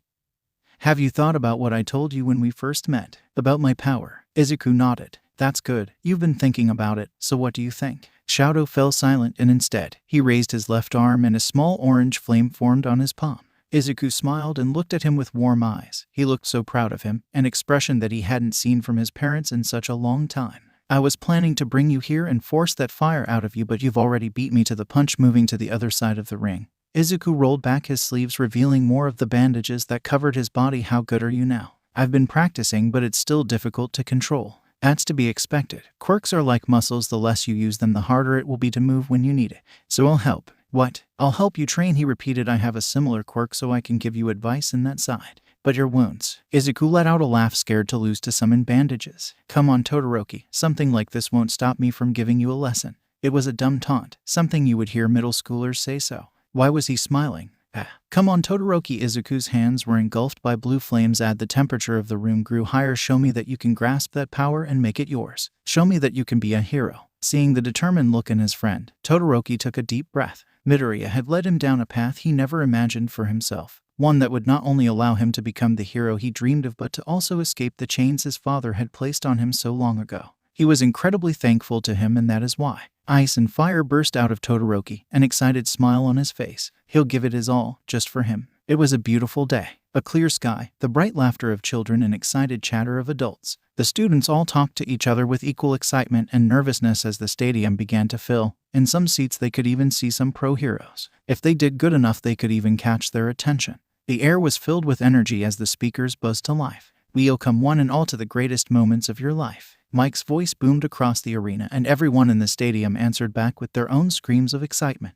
As you all already know, the hero continued. Our students will go head-to-head against each other in these trials before moving on to our main attraction, the tournament. The people burst into cheers. If the radio host knew how to do something, it was getting a crowd excited.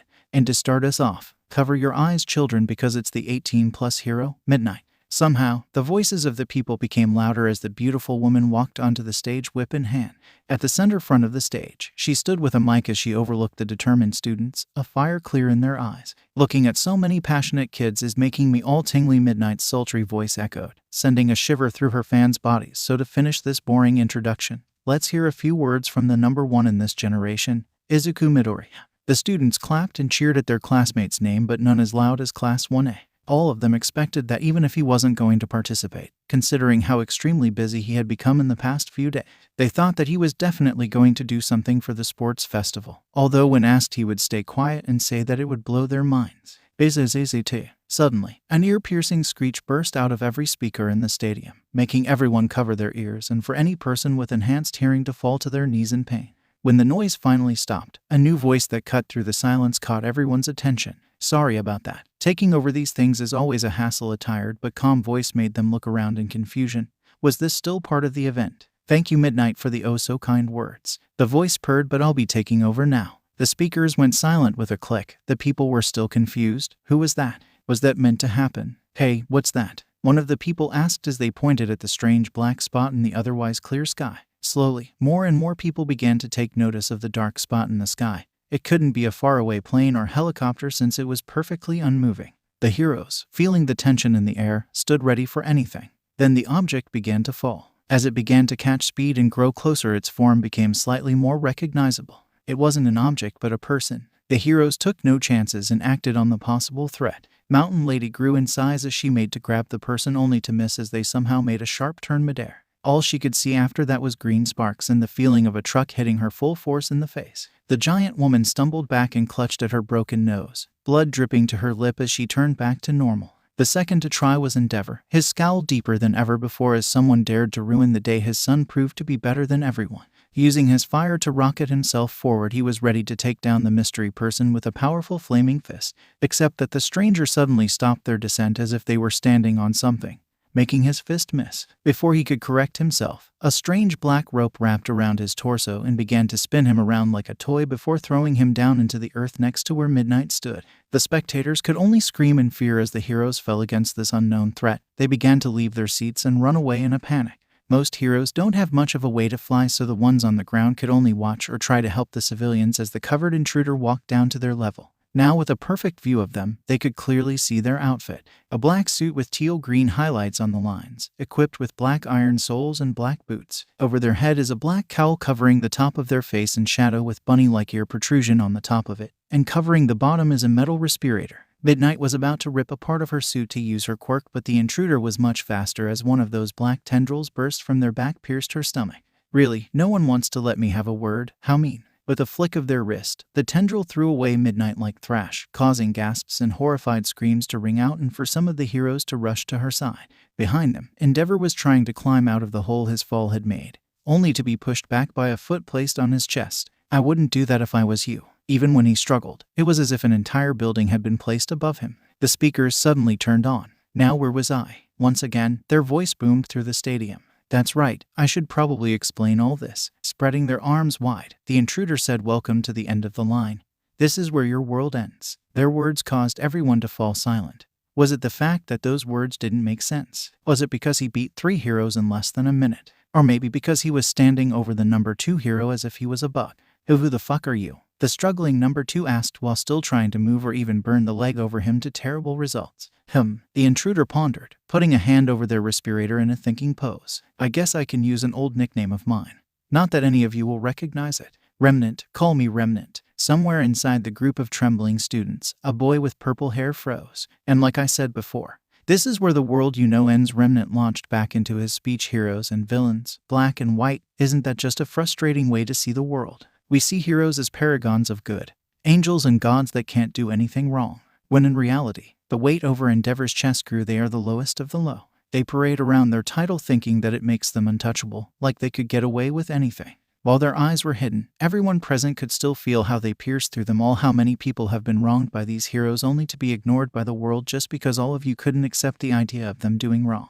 And oh, the villains, those evil and murderous villains." Remnant wailed, anger clear in their voice. "Don't make me laugh. How many of you here have been called monstrous? How many of you are bullied for having a villainous quirk? Many of the people and students flinched. All of you that are here are the lucky ones, the ones that managed to grasp that silver straw. So what do you think happens to those who didn't make it?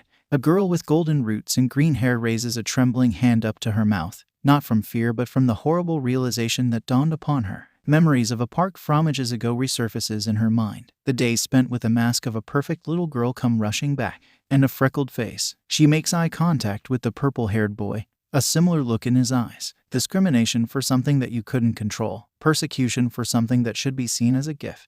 Remnant's voice is strained. Anger, sadness, and 1,000 more emotions swirl around his words. People who are left behind by the world and left with no other options. Those are the villains you despise so much. This failure of a system is only worth pumping out heroes and villains for its own sake, bringing with it a never-ending cycle of misery, which is why. Remnant raised his hand. I will break all of it. They snapped their fingers. UA went up in flames. The sky was suddenly painted orange as the once outstanding high school became nothing but rubble. The aftermath caught up to them in no time. The force of the explosion sent everyone to the ground, and the deafening roar that came after made the world fall into silence. Even so, everyone's eyes were locked on the only standing person, Remnant, as their dark figure stood out with the unimaginable sight. A deep and all-consuming dread began to slowly rise in all of their stomachs as they slowly came to realize just who it was they were looking at. Good. Remnant, as if he didn't know or care about the horrified expressions, just clapped his hands. Take a good look. This is the scene I wanted you all to witness. Detroit smash. Remnant could barely get a word out before receiving a massive fist on the gut and thrown right back up into the air with the shock wave letting out the sound of a shock.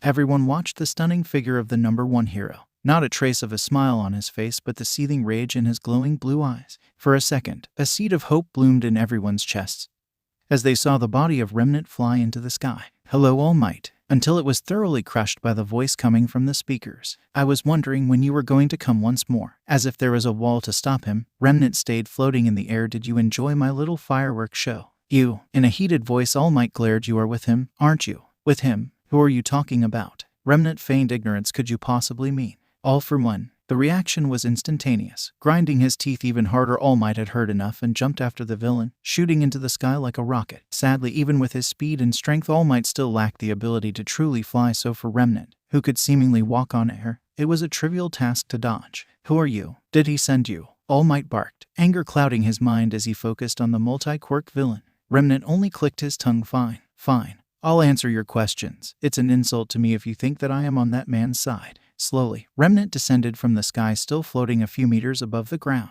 Make sure to listen well. I'm not going to repeat myself. Taking a hold of their cowl, burn this into your minds. Stark white curls fell over his green eyes. Freckles covered most of his face while a strange black crack crawled over his cheek and over his left eye. All Might's anger disappeared like a flame being snuffed out and instead replaced by a heavy weight in his stomach.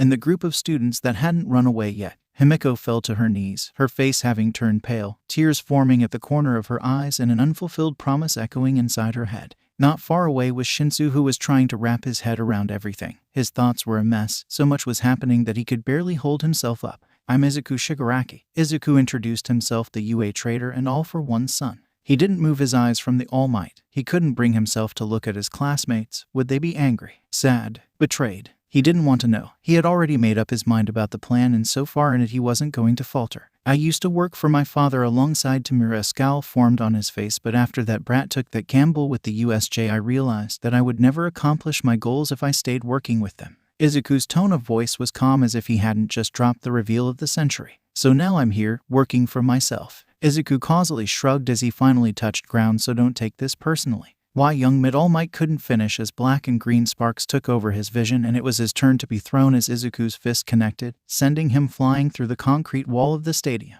Izuku shook his hand. Even with his injury, that man felt like a thick wall of steel. I'll say it once more. I'm going to dismantle this society. Heroes, villains, I'll break this stupid game of chess. Everyone could only helplessly watch as the teenager jumped away, leaving behind his chaos and the stunned heroes and students. Equals. The news didn't take long to spread. The festival was televised worldwide after all. Every news channel was already talking about the new terrorist threat known as Izuku Shigaraki, classifying him as the second villain in the world to obtain the SS threat ranked, only after the now known All for One. But it wasn't only fear that his speech inspired. In the small minority of people, those that were shunned away by the world and abandoned, they clung to the name of Remnant in the hope of a world that accepted them. Growing courageous, these people began to protest, asking for answers from the heroes who left them. Surprisingly, one of the people leading one of these protests was a very familiar lizard-like young man. Izuku smiled down at his phone, watching article after article villainize him. Everything was going perfectly. Now all he needs to do is take down the kings on both sides of the board.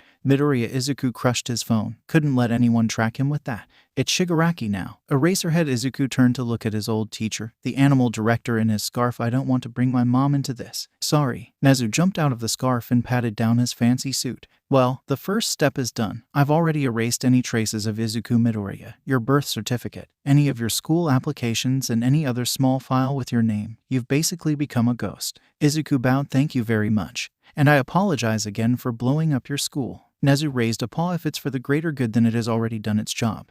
There was a glint of excitement in his small black eyes, and after all, I'm going to be promoted, aren't I? Izuku chuckled, ever the opportunist. Yes, I promised to leave the reconstruction to your capable paws after all. And we got what you asked for. Aizawa pulled a small piece of paper out of his scarf. It's her jail number. It took me a lot of connections to get it. Izuku gratefully took the paper with a smile. Are you sure she is going to help? Aizawa asked. Not entirely convinced about the woman. Yes, don't worry. Green and black spark began to surround now that he had his destination. Even with these powers, I can't be in two places at once, and she is the best candidate for taking down the hero commission. In a dark cell deep within the thick walls of Tartarus, a woman with short dark purple and pink hair lies, completely unaware of the situation on the outside world. After all, they have quite the history together. The air was heavy. How could it not be with what had happened recently? No one in the room dared to break the tension, worried that the silent beast sitting next to them would hurt them. We need to talk about what happened. All Might bit the bullet. Sitting together in a large quiet office were most of the heroes that were present as guards for what was supposed to be the sports festival, sitting around a table. All of them had a dark look over their faces. Most of them were intact. Only Endeavor and Mountain Lady with a few bandages, while Midnight was still in the hospital. Aizawa and Hisashi were both with Midnight while Nezu was doing something with Yuegon. They weren't sure about what that rat had in mind. Then there were the two visitors, a shifting and clearly uncomfortable Himiko and a silent, glaring Inko. What is there to talk about? Endeavor barked. That villain already confessed to everything. Instead of hiding here, we should be out there going after that ugh. The hero suddenly stopped as he held his side, a terrible pain making him fold like a chair. Everyone carefully looked at Inko, who simply had a finger raised. My son is no villain, Endeavor, and I would prefer it if you didn't call him that. Her voice was cold and sharp as a knife as she let go of the man's kidney with her quirk, a slight warning on her part. All Might cleared his throat so as to bring the attention back to him, worried for his fellow hero. After all, hell hath no fury like a woman's scorn.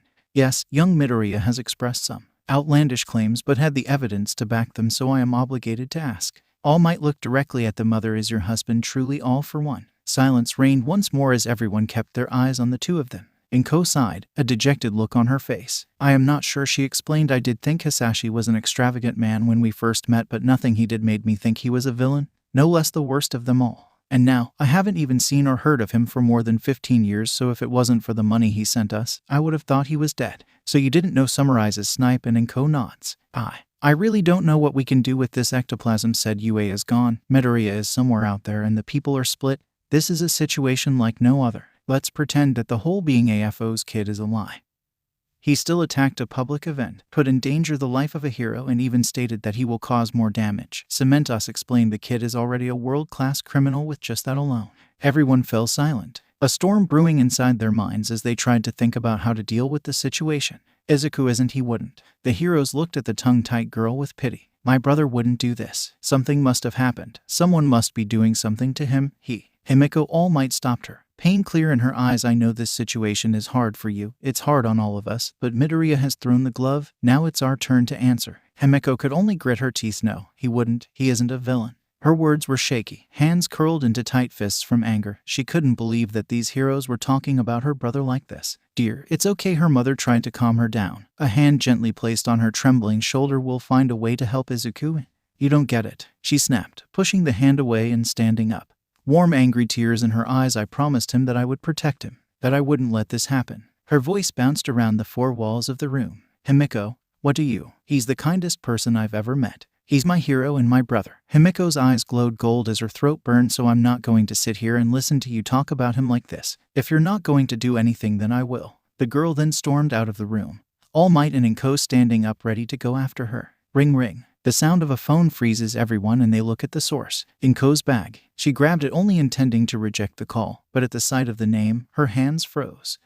She hesitated. It's Hisashi. Everyone looked at each other, panic clear in their faces until Toshinori raised a hand and nodded. And Ko, with shaky fingers, answered the call. Equals. Tamura was screaming something but he didn't hear him. His mind was somewhere else entirely. For the first time in years, Hisashi was stumped. He had been listening to UA's obnoxious festival hoping to find a clue on who All Might could have given his quirk to or even find this glitch character Tamura had raved about for days. Instead, he is slapped in the face by the reveal that his son is in UA. Then a second hit came with the fact that apparently he had a quirk now, and as to finish him off, his son announced both his partnership with him and its sudden breakup while taking the family name with him, all in the span of a few minutes. That's glitch, but what does he mean? We had a mole in UA. Since when? Why did? Silence. His voice cut Tamura's mad rambling. Just continue with the plan. I'll take care of this. But sensei, I have given you an order. Tamura, AFO spoke, his voice cold. You will follow it. Shigaraki flinched and reluctantly nodded as the video cut off. Hisashi took a deep breath. There was only one thing to do, but he wasn't sure if he was strong enough to do it. Slowly, he pulled to him the phone in his room and by heart dialed a number he hasn't called in years. The phone rang once, twice, thrice, and he was scared that she wouldn't answer. It's fitting that his wife is the one to remind him how that feels. The call goes through. Silence comes from both sides, each of the adults waiting for the other to start. Ko. He swings and misses as his words get caught in his throat. Hisashi, she coldly greets him back, which, he will admit, deserves. Have you watched the news lately? What is wrong with him? Everyone on the planet has seen the news, dear. She jabs back. So, do you have something to say? Okay, so she is angry and she is in all of her right to be. This news would rattle even the greatest of saints, so what does he do? I can hear you think from over here. Don't even try lying, because so help me God I will find you myself and drag you all the way here to explain. It may sound like an empty threat, but for Hisashi, it was a very real and dangerous promise. She could very easily steal the Declaration of Independence if she so put her mind to it. He didn't want to answer. God, he wishes he could just lie. Tell her that it's fine, that it's a misunderstanding, to reassure her. But he can't. Even through her anger, he can still hear the motherly worry she had for their son. His facade had been suddenly smashed to pieces by his son, and it had left him vulnerable, floundering around like a fish. I'm sorry. And that was all he could say. He could hear how she grinded her teeth. What did you do? I didn't do anything. I have no clue how Izuku even found out about me. He attempted to explain himself, but Inko's anger was a bright fire that wouldn't be put out easily. But he does. And he even has your quirk, so congratulations. You always said how you wanted him to be more like you. This isn't what I wanted. Well, this is now. Whatever it is that you are doing as the legendary boogeyman has placed both of our children in extreme danger. Wait, did you say children? As in plural? Last time he checked, he only had Izuku, although that was when he was born, so it's not a good measure. Inko huffed. Yes, plural, we have a daughter. I told you this in my voicemails. Have you not been listening to my voicemails? He quickly checked, and good God. You have 58 missed messages. God, I did not know it could count that high. I've been calling you almost daily and you've never heard a single one of them. Inko barked at him. I've been busy controlling the underworld, I bet. This is getting us nowhere, Hisashi huffed, trying to bring the conversation back. I'm sorry. He apologized. It's all he could do now. I didn't want any of this. I wanted so badly to be a family with you and Izuku, but that bastard All Might ruined it all. I wish things didn't have to be like this. When was the last time he was this vulnerable? When was it that he had last thought about his family? When did he lose himself? We could have been happy. With the truth now in the air, none of them spoke. So much happened, and if it was in any other situation, they could have been able to sit down and talk, but it was hard coming to terms with something like this. We interrupt this scheduled program to inform you of urgent news about Remnant. The sudden news broadcast caught everyone off guard, and at the same time, while on the completely opposite sides of the city, mother and father let out a heavy sigh. Izuku, no.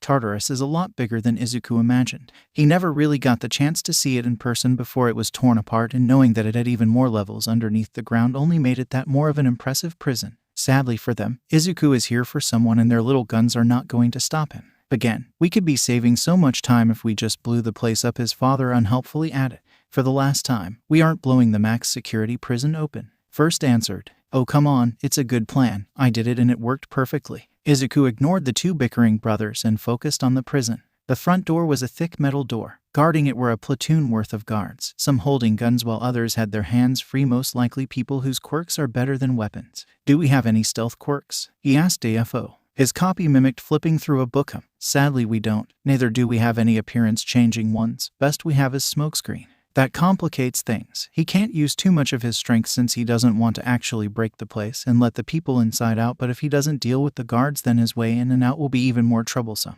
Yes, there's only one thing left to do, standing up from his crouching position. He stretched his back and wiggled his legs. And that would be? Nana asked with a raised eyebrow. Izuku, now that he had fully connected with his rebellious quirk, had the knowledge of at least 200 years, so the exact word he needed, one lost to the sands of time, came to him instantly as sparks began flying off him. I'm going to speedrun this shit.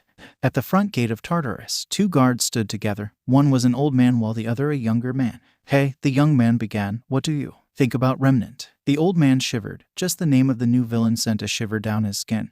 The raw strength he had shown was terrifying. Why the question? Just wondering. The young man confesses what he said. What if he's right? All the bad guys think they're right. The old man shook his head. Well, it's just, don't we also have some heroes in here too? The young one continued, doesn't that mean he's partially right? That even heroes can do wrong? Who's to say that even villains can't be good? Let's not talk about that anymore. Sorry. The old man stopped him, not because he thought he was wrong, but because his own thoughts had begun to go the same way. His own ideas of the world were challenged, and his position did give him a slight glimpse into the other side of the world, something that he had been trying to ignore. The thick mist of the night rolled around their ankles and began making it hard to see. It was becoming so thick that one might even call it smoke.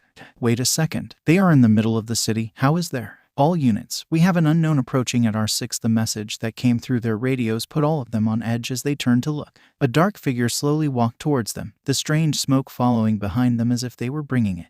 All the soldiers pointed their guns at them and the quirk users got into position. Identify yourself, this is your first warning. The figure stopped and so did the mist, except it didn't stop growing. Like the waves in the ocean pulling back, the smoke only grew more and more in size behind the stranger as if held back by an invisible wall. Stop your quirk and identify yourself, last warning. Slowly, the stranger raised their hand, the light of the moon making something silver shined on it, and the smoke became more agitated as if excited. Yes, sir. The young guard stuttered as his hand trembled. I know who that is. What? Only then did the old man notice the boy's eyes shining gold. He had forgotten about his coworker's quirk. It was simply night vision, but out of everyone he would be one of the few that could easily see the stranger. Who is it? It's, spit it out, lad. The stranger closed his hand. It's Remnant. All the smoke surged forward and the soldiers fired, their bullets flying and becoming lost in the thick smoke that rushed in to cover them from head to toe. Orders were coming through the radio on their uniform, but with their sight completely lost, they soon fell into disarray. As if it wasn't enough, through the smoke sometimes they could see a faint green light that was soon followed by a scream. The guards all turned to try and find their assailant, but it was useless as every second another one of them was taken by something into the smoke. The old guard had no time to react as 2 glowing green orbs took over his view and the feeling of a hand on his chest. The next second pain bloomed over his back as Remnant had easily pinned him to the ground and knocked him out. With now all of them out of the way, the guards were unable to stop the villain from reaching the door and sinking his fingers into 10 inches of metal that he easily moved to the side like paper. You know those old, forgotten games that were about running through a bunch of obstacles while collecting coins? That would paint a clear picture of how Izuku is dealing with the small corridors of the prison. The metal under his shoes skidded across the floor as he turned another corner and he dashed forward, 3 more guards in front of him. They fired their guns, but Izuku simply jumped onto the wall and bounced onto one of the guards' chests, sending them flying down the hall and using Black Whip to easily deal with the last 2 before disappearing in a flash. He needed to make this quick since while he could deal with these guards, it would be annoying having to deal with a whole army of heroes while trying to get Nagant out of this place. To his luck, she was being kept in the 4th underground floor, so he still had a bit more to go. Any of the villains that saw him take down the guards tried calling out to him to get them out of here, but Izuku didn't even give them a glance.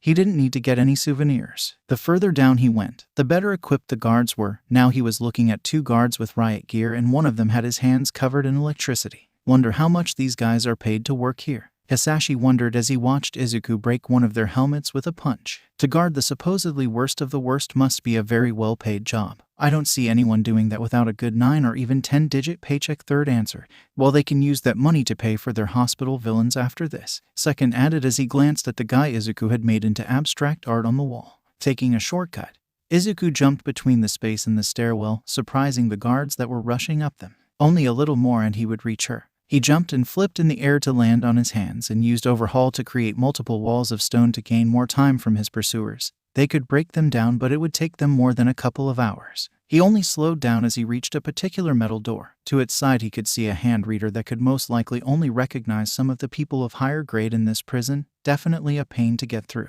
Izuku used Overhaul and made the door fall apart. What the fuck? A tall woman with short purple and pink hair cursed as she was startled by his sudden appearance. Hello, Miss Tsutsumi, came in for a little visit. He happily greeted her as she looked at him with bewilderment. Why seeing an unknown child destroy her cell door was a big shock for her, and it didn't help that he was acting like they were old friends. That's a lot of questions, but sadly we don't really have the time for answers. He looked at the trembling wall that he had built. Looks like they are really excited to get him. He walked into her cell and she immediately reacted by jumping onto her feet, and she gave him a cold and sharp glare. He had no doubt that even with those thick quirk restraining cuffs she could easily defend herself. But he's something else entirely. Before she could blink, he had his hands around the cuffs and with a touch turned them into scrap, again catching her off guard. There we go. Those must have been really uncomfortable, right? He smiled at her, amused at her own confusion as she rubbed her sore wrists. You, who are you? Right, you guys don't have any connection to the outside. Then I'll make it quick. Izuku turned around as the wall he had made finally fell apart and the guards began to rush at them. Red glowing lines began to cover his body, and ominous green and black sparks jumped off him as he calmly faced the army of guards. My name is Izuku Shigaraki, but my friends call me Remnant.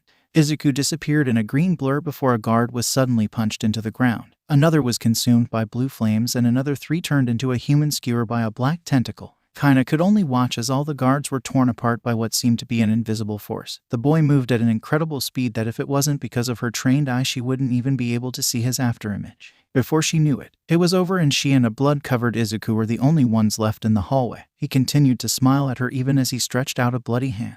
I am the son of All for One. And you are the treacherous hero, the lovely Lady Nagant. It's an honor to meet you. All for One. She looked at the red scene before her and recalled the multiple quirks the boy had used. He might not be lying. There was a time when he was my target. She tested the waters, unsure of what this boy wanted with her. Too bad you couldn't get him. It would have made my life easier. The boy lamented. But that's nor here or now. I wanted to talk to you about a proposal I had. I know what it is that you want. His red pupils dug into her as if they already knew her secrets. You've killed heroes all on orders of the then president of the Public Safety Commission. And then, when you reached your breaking point, you killed him in return. She couldn't stop her eyes from widening. She knew that they had changed the public story, and that even if the truth got out after so long it would have been twisted until 1,000 different versions existed, and yet, this boy managed to get it down to a T. You were used as an example so that heroes wouldn't disobey them. A wild smile spread across his face. We share a similar goal. You seek the downfall of hero society, but you can't do it alone, so that is where I come in. Come with me, and I promise you that we'll deal a death blow to those arrogant heroes. She looked at his hand. If she took it, she was sure that in some way she would be selling her soul to the devil, but she had already made that deal with the HPSC, so another one wouldn't mean anything. She took his hand, ignoring the familiar feeling of sticky blood on her skin or the rusty smell of it filling her nose. His smile widened. I hope you know my services don't come cheap. Oh, don't worry, I have more than enough to pay you. But first, Izuku looked at the claustrophobic prison. We'll have to get out of here. Taking charge, he easily picked her up before dashing forward again at a breakneck speed, but even so, more guards came their way, so Izuku looked at Nagant. Think you can take care of them? The only answer he got was of 3 consecutive shots being fired over his shoulder, with 3 guards falling down now with a hole on their heads. He chuckled at her display. Perfect accuracy even at this speed. She was the right decision after all. The duo basically flew through the passages of the prison as the deadliest moving sniper. Nagant quickly took care of any guard that tried to approach them with a single shot, while Izuku focused on dodging and moving forward. It was a spectacle to die for, bursting right back out from the hole he had made. Izuku was glad to see that the people he had knocked out were still on the ground. The bad news were the multiple helicopters above them and the nearing police sirens, which no doubt were being followed by heroes. Kaina clicked her tongue at the bright light. Are we running or taking them down? Let them watch. They need to know who to fear, who to call the bad guy. His words confused him, but she couldn't ask any further as he began to run on the air. The helicopters tried to keep chasing, but Izuku's speed easily outmatched them, so it wasn't long before they lost them and landed on a nearby rooftop where 2 figures were waiting. Kaina immediately pointed her rifle at the suit-wearing animal and hobo, but Izuku raised a hand. Settle down, Kaina. They are with me. With one last glare, she pulled her rifle back. Looks like you did it, the white rat said while looking at Lady Nagant. Izuku gave him a cocky smile. Were you doubting me? Of course not. I was just surprised at how fast it was. She's still glaring at us. Are you not going to introduce us? Aizawa interjected. Right. Izuku turned to her once more. Like I said, these 2 are my companions. He pointed at the tired man. This is Aizawa Shouta, otherwise known as Eraserhead. A hero? She asked as her glare got even worse. Yes, but I'm on Izuku's side here and I already made a deal to help, so I won't tell anyone about you or him, Aizawa explained, but he could still feel the animosity from the woman. Izuku continued trying to change the mood, and this here is Nezu. He is the smartest person alive and was the director of UA. Kinda knew about UA. When she was younger she had wanted to join like any other kid but was. Why in the past? Izuku could seemingly read the confusion on her face as he signaled Aizawa, and the hero pulled out his phone and passed it over to her as an old news broadcast play. Her eyes widened in surprise at the reveal of the young villain and the subsequent explosion of what might be a pillar of society. This showed her that he was serious about taking the heroes down, but there was something there that she wanted to ask. You not only mentioned heroes, but villains too. Are you really planning to take both sides on? Izuku smiled as he took the phone back. Sure, after all, no side is truly on the right. Both have their pros and cons, but neither will give me the ending I want. His eyes turned sharp. So I'll burn my own path and I won't stop no matter what. Nagant fell silent. She could clearly hear the unbreakable determination in his voice, and after what he had shown her in the short amount of time that they had met, she had a feeling that he might actually be able to do it. And what happens if I refuse? She asked. She was out of that prison, something that was thought impossible. She had a new chance. Nothing. You could walk away and live your new life. Izuku simply shrugged. But if we meet each other again and you try to stop me, now that is another story. She knew a threat when she heard one. She stayed quiet for a while, deliberating on her options, before a chuckle escaped her lips. You really are insane, but I like that. She gave him a confident smile. I'll introduce myself properly this time. I'm Kaina Tsutsumi, the killer known as Lady Nagant, and it's great to be working with you, Remnant. Himeko carefully dropped to the ground, doing her best to make as little noise as possible as to not wake up her mom, which was hard since she had to hold onto the metallic suitcase that held her hero suit. The moon was clear in the sky, and it had long been after the bitter reunion the heroes had with her and her mom, but even Midoriya could not fight against a mountain worth of stress and fell asleep the second she relaxed. But while Himeko was just as stressed, she couldn't sleep, not until she dragged that white-haired idiot back home. She gave her home one last look as she swallowed her indecision and began to walk into the city, determined to go and save her brother. After all, isn't that why she had won for all? Where the hell do you think you're going? A sudden voice startled her and she turned back only to be shocked by the three boys that looked at her. Hugo, what are you guys doing here? She asked as she looked at the blonde. What do you think, Fangs? Same shit as you. He then raised his own metal suitcase. The UA symbol on it. Next to him, Shinsou and Todoroki did the same. We're all going after Izuku. Well, why are you guys going after him? He's my idiotic brother. She had convinced herself that she would need to do this all on her own, so this had completely caught her off guard. Best friend, your excuse ain't any better, Hugo added. She was taken aback. These three talked about Izuku with a steel conviction and looked as if they were ready to fight for the opportunity to go after him. In a strange way she felt relieved. She was glad that her brother had managed to make such close friends. The three were ready to answer back any objections the girl gave them as she looked at them, but she gave them a grateful smile. Well, if you're that motivated, then I won't stop you, but you better keep up, got it? She turned around and began to walk. The one who needs to keep up is you, cat eyes.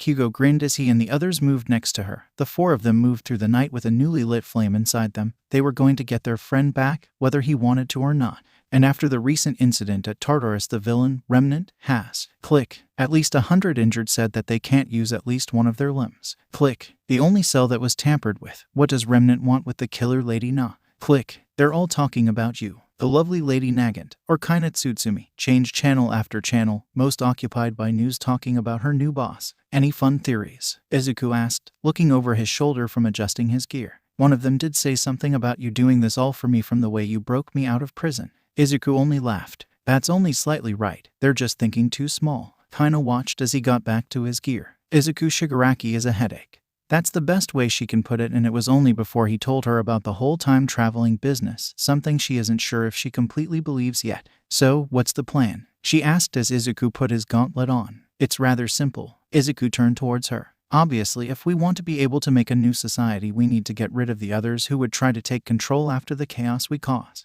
All for one in the Hero Association. When she answered, Izuku nodded. Those are the big players, but there's another group. They keep to themselves, but their followers are nothing to scoff at. He grabbed a photo from the wall and passed it to her. It was an image of a man in a suit. Their most prominent feature was their large pointy nose and the odd spots on his face. They call themselves the Metal Liberation Army, led by Rikiya Yatsubashi, otherwise known as Redestro. Izuku explained. He's our other target. Kaina pursed her lips. Looks simple enough. A penetration bullet should do good for him. But Izuku shook his head. No, if we take down Redestro like that, then his subordinates will just take over. We need to take them all down and do it with a show of power. Only then will they admit defeat. Nagant hummed as she thought about it. So if we put it together, how's it going to look? She handed the picture back to him. Rather straightforward. Izuku moved to a large wall that he had started to fill with photos, red string, and newspaper articles. First, we need to take down AFO's successor. That's the easy part. After that, I want to take down Muscular, who's been rampaging around the city recently, taking advantage of the chaos I've caused to reveal himself. Why him? Feels out of place compared to everything else. Oh, that one is personal. His words were sharp as a blade and ominous green sparks jumped from his fists. She didn't ask any further. Then we can focus on redistro together. She passed over the image and he placed it back on his plan wall. We raid their base, shout out our ideals and bring them down. We'll get rid of the competition and put more eyes on us, 2 birds with 1 stone. After that, I would need to catch One for All's successor and take their quirk. That one might get complicated. Izuku looked at the newspaper articles with the headline 4 UA students go missing, followed along with pictures of his sister, Todoroki, Bakugo, and Shinsou. Lastly, we will split up so you can take care of the Hero Association and I All for One, where we will both make our exit off the stage and the rest is up to Nezu. You know, I've never had to fake my own death. I hope it's fun. Her joke managed to get a laugh out of the boy. He looked so relaxed despite the fact he was making himself public enemy number 1.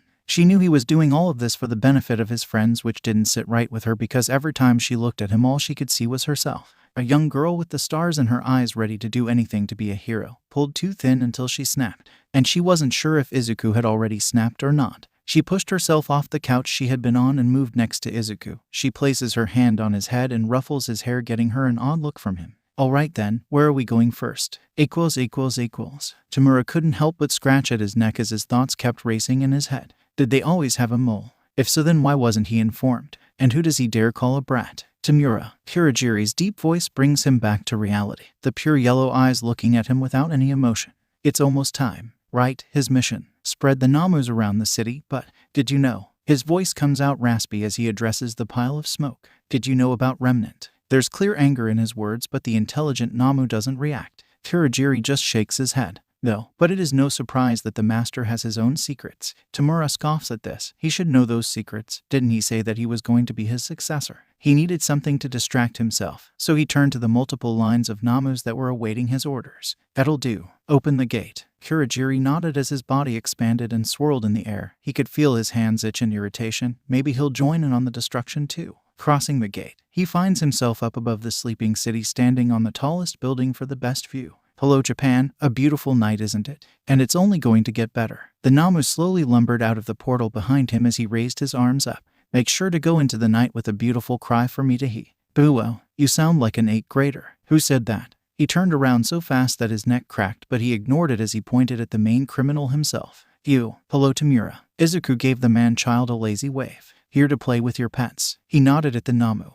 You bastard. Do you know the headache you have caused us? Tamura couldn't help but scream now that he had the one who had been a thorn in his side in front of him. And you did a speech too. Mine was much cooler. Irrelevant. Kill him. The villain pointed at the white-haired menace and 3 hulking Nomu dashed forward ready to tear him apart. Izuku only chuckled. That's no good. You need to keep your dogs on a leash or else. Bang, bang, bang. 3 shots rang through the air, and 3 heads exploded into red gore. They get put down. Izuku's smile widened at Tamura's confusion. The 3 new corpses dropped to the ground like sacks of bricks as blood gushed out of their necks like broken faucets. What? Who did that? Tamura roared in anger. You were right, a voice said above them. A figure slowly descended from the sky and gracefully landed next to Izuku, her purple and pink hair moving in the wind. He is loud. Who the hell is this? Surprised, Tamura. Izuku tilted his head to the side, his voice slow and soft as if he was talking to a baby. Did you really think that you were the only one who could bring teammates along? The villain began to frantically scratch at his neck, jagged nails digging into his skin. Shit. You were supposed to be some cannon fodder NPC. How the fuck did you turn into such a problem? Izuku shrugged his shoulders with a smile. What can I say? I've always been a problem child. Bang. Ugh. Kinda acted faster than any of the villains could react, and a bullet flew cutting the air. Tamura flinched and dodged to the side on instinct, only to realize that the bullet had not been for him. Behind him, Kurogiri fell to their knees as they clutched at their damaged collar as their mist form expanded and contorted. The portal the Nomus had been using closed, bisecting the one that had been crossing it. The best way to win a fight is to target the support first, right? Tamura growled as he lunged for the younger boy, hands outstretched as he tried to grab at him. Izuku, for his part, looked not like a man about to be turned to dust but like a disappointed teacher watching a child throw a tantrum. Tamura ended up swiping at nothing as Izuku easily dodged the large swipe. Filled with rage, the hand-covered villain continued his assault, noting how their female partner didn't seem to have any interest in them and kept her eyes on Kurogiri. That's fine, he can deal with a 1v1. Tamura, with his lanky body, was deceptively fast and flexible after having been trained since little, knowing how to move to try and grab his enemy without them noticing or when they least expected it. The problem was that he was fighting Remnant. The white-haired youth easily dodged or blocked his every move. He sidesteps when he tries to grab his arm, ducks when he throws a kick at his head, and even jumps out of the way when he turns the roof to dust. It felt like the worst game of cat and mouse. While for Izuku this felt rather sad. Right in front of him was the person who had made 3 years of his life complete hell, the man who had once stood above all, who had torn and twisted his friends into beasts and forced him to put them out of their suffering. The two of them stood glaring at each other, the battlefield silent apart from the distant screams of their own soldiers, heroes and Nomus battling it out behind them. Shigaraki smiled, a wild and wide one that showed his teeth and fangs as he looked down at Midoriya. His long pale blue hair gave way for his malice-filled red eyes to shine from the light of the fire around them. Izuku glared right back, nothing but cold anger in his dim green eyes as his hold on the yellow scarf around his neck tightened. His knuckles cracked as he stretched his hand, his support equipment battered and scratched but still holding on. Both men held pieces of history, 2 fragments of an ungodly whole. Shigaraki's body bulged and contorted as muscles and bones grew, metal spikes protruding out of his body, black energy moving around him like snakes. Izuku pulled down his mask as his body was engulfed in blinding green lightning. Pure energy running through his veins as Black Whip shot out of his back like a spider, smoke beginning to trail behind him and Fajin begging to charge. And only one would see tomorrow. But now, just stay still, the villain cried out, sweat running down their face as they jumped like a feral animal once more. Their movement was basic. No strategy or even real danger in their attacks. He was more entertained by watching Nagant's fight. The sniper gracefully jumped around in the air thanks to air walk, which he had given her, as she dodged another Nomu. Kurogiri lacked any actual attacks, so instead he decided to send the Nomus to fight her through his portal. Sadly for him, he was fighting an expert. Kaina once more simply flipped in the air and raised her arm. A bang rang out and a body fell to the ground. Izuku, Nana's voice snapped him back to his fight only to find a panting Tamura glaring at him. He hadn't even used a quirk yet. All right, that's enough, Tenko. The villain snarled at the name. Don't call me that. You can't win, even you should be able to see that. Izuku calmly said, shut up. I just need one touch and I'll finally get rid of the bug. He was losing it at this point, his words sounding more like an animal than a person. Izuku could only sigh. Let me put this in a way you'll understand. Green met red. This is my new game plus. What? I've already done all of this. I've already played this game and won. All of this. He gestures to the fallen Nomus, to the struggling Kurogiri, to him. This is just me trying to get a better ending. I know who you are, your plans and motivations, and at this point I've already grown to a point that you can't win, so please, just one last try, one last chance. Just give up. For a blissful second, Tamura stopped, his hands to his side as he stared at Izuku completely wide-eyed, and he thought that maybe he was going to take the olive branch. Izuku frowned at Tamura's insane laughing fit. I get it now, the villain screamed, his red eyes shining with glee. All of this, everything you are doing is to stop us, he says as if it's the answer to everything. You are desperate. You went back in time because I won. That simple fact makes his face light up. I did it. I killed All Might in this entire stupid hero society.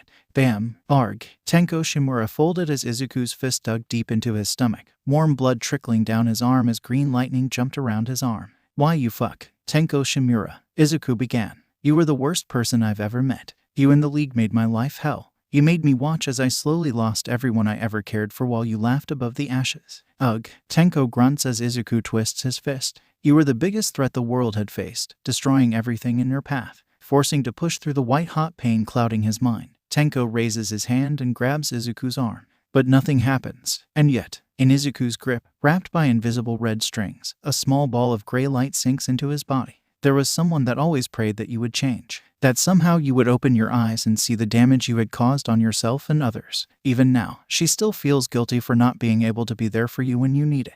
Izuku places a hand on Tenko's shoulder. So know, Tenko Shimura, that you were loved. Izuku pulled back his arm, blood dripping to the ground. Tenko's grip in his arm faltered as he tumbled back, only held up by Izuku. Unknown to him, Nana's ghost quietly cries over Izuku's shoulder. His red eyes, already beginning to dim, locked onto his. Fuck you. The words came out as a raspy last breath as his legs finally gave out underneath him. And thus came the end of Tamura Shigaraki. Master Tamura. Kurogiri screamed at the sight but was unable to do anything as all Nomu had been defeated and Lady Nagant had restrained him. Hey Oboro, Izuku quietly said as he moved back to the struggling fog figure.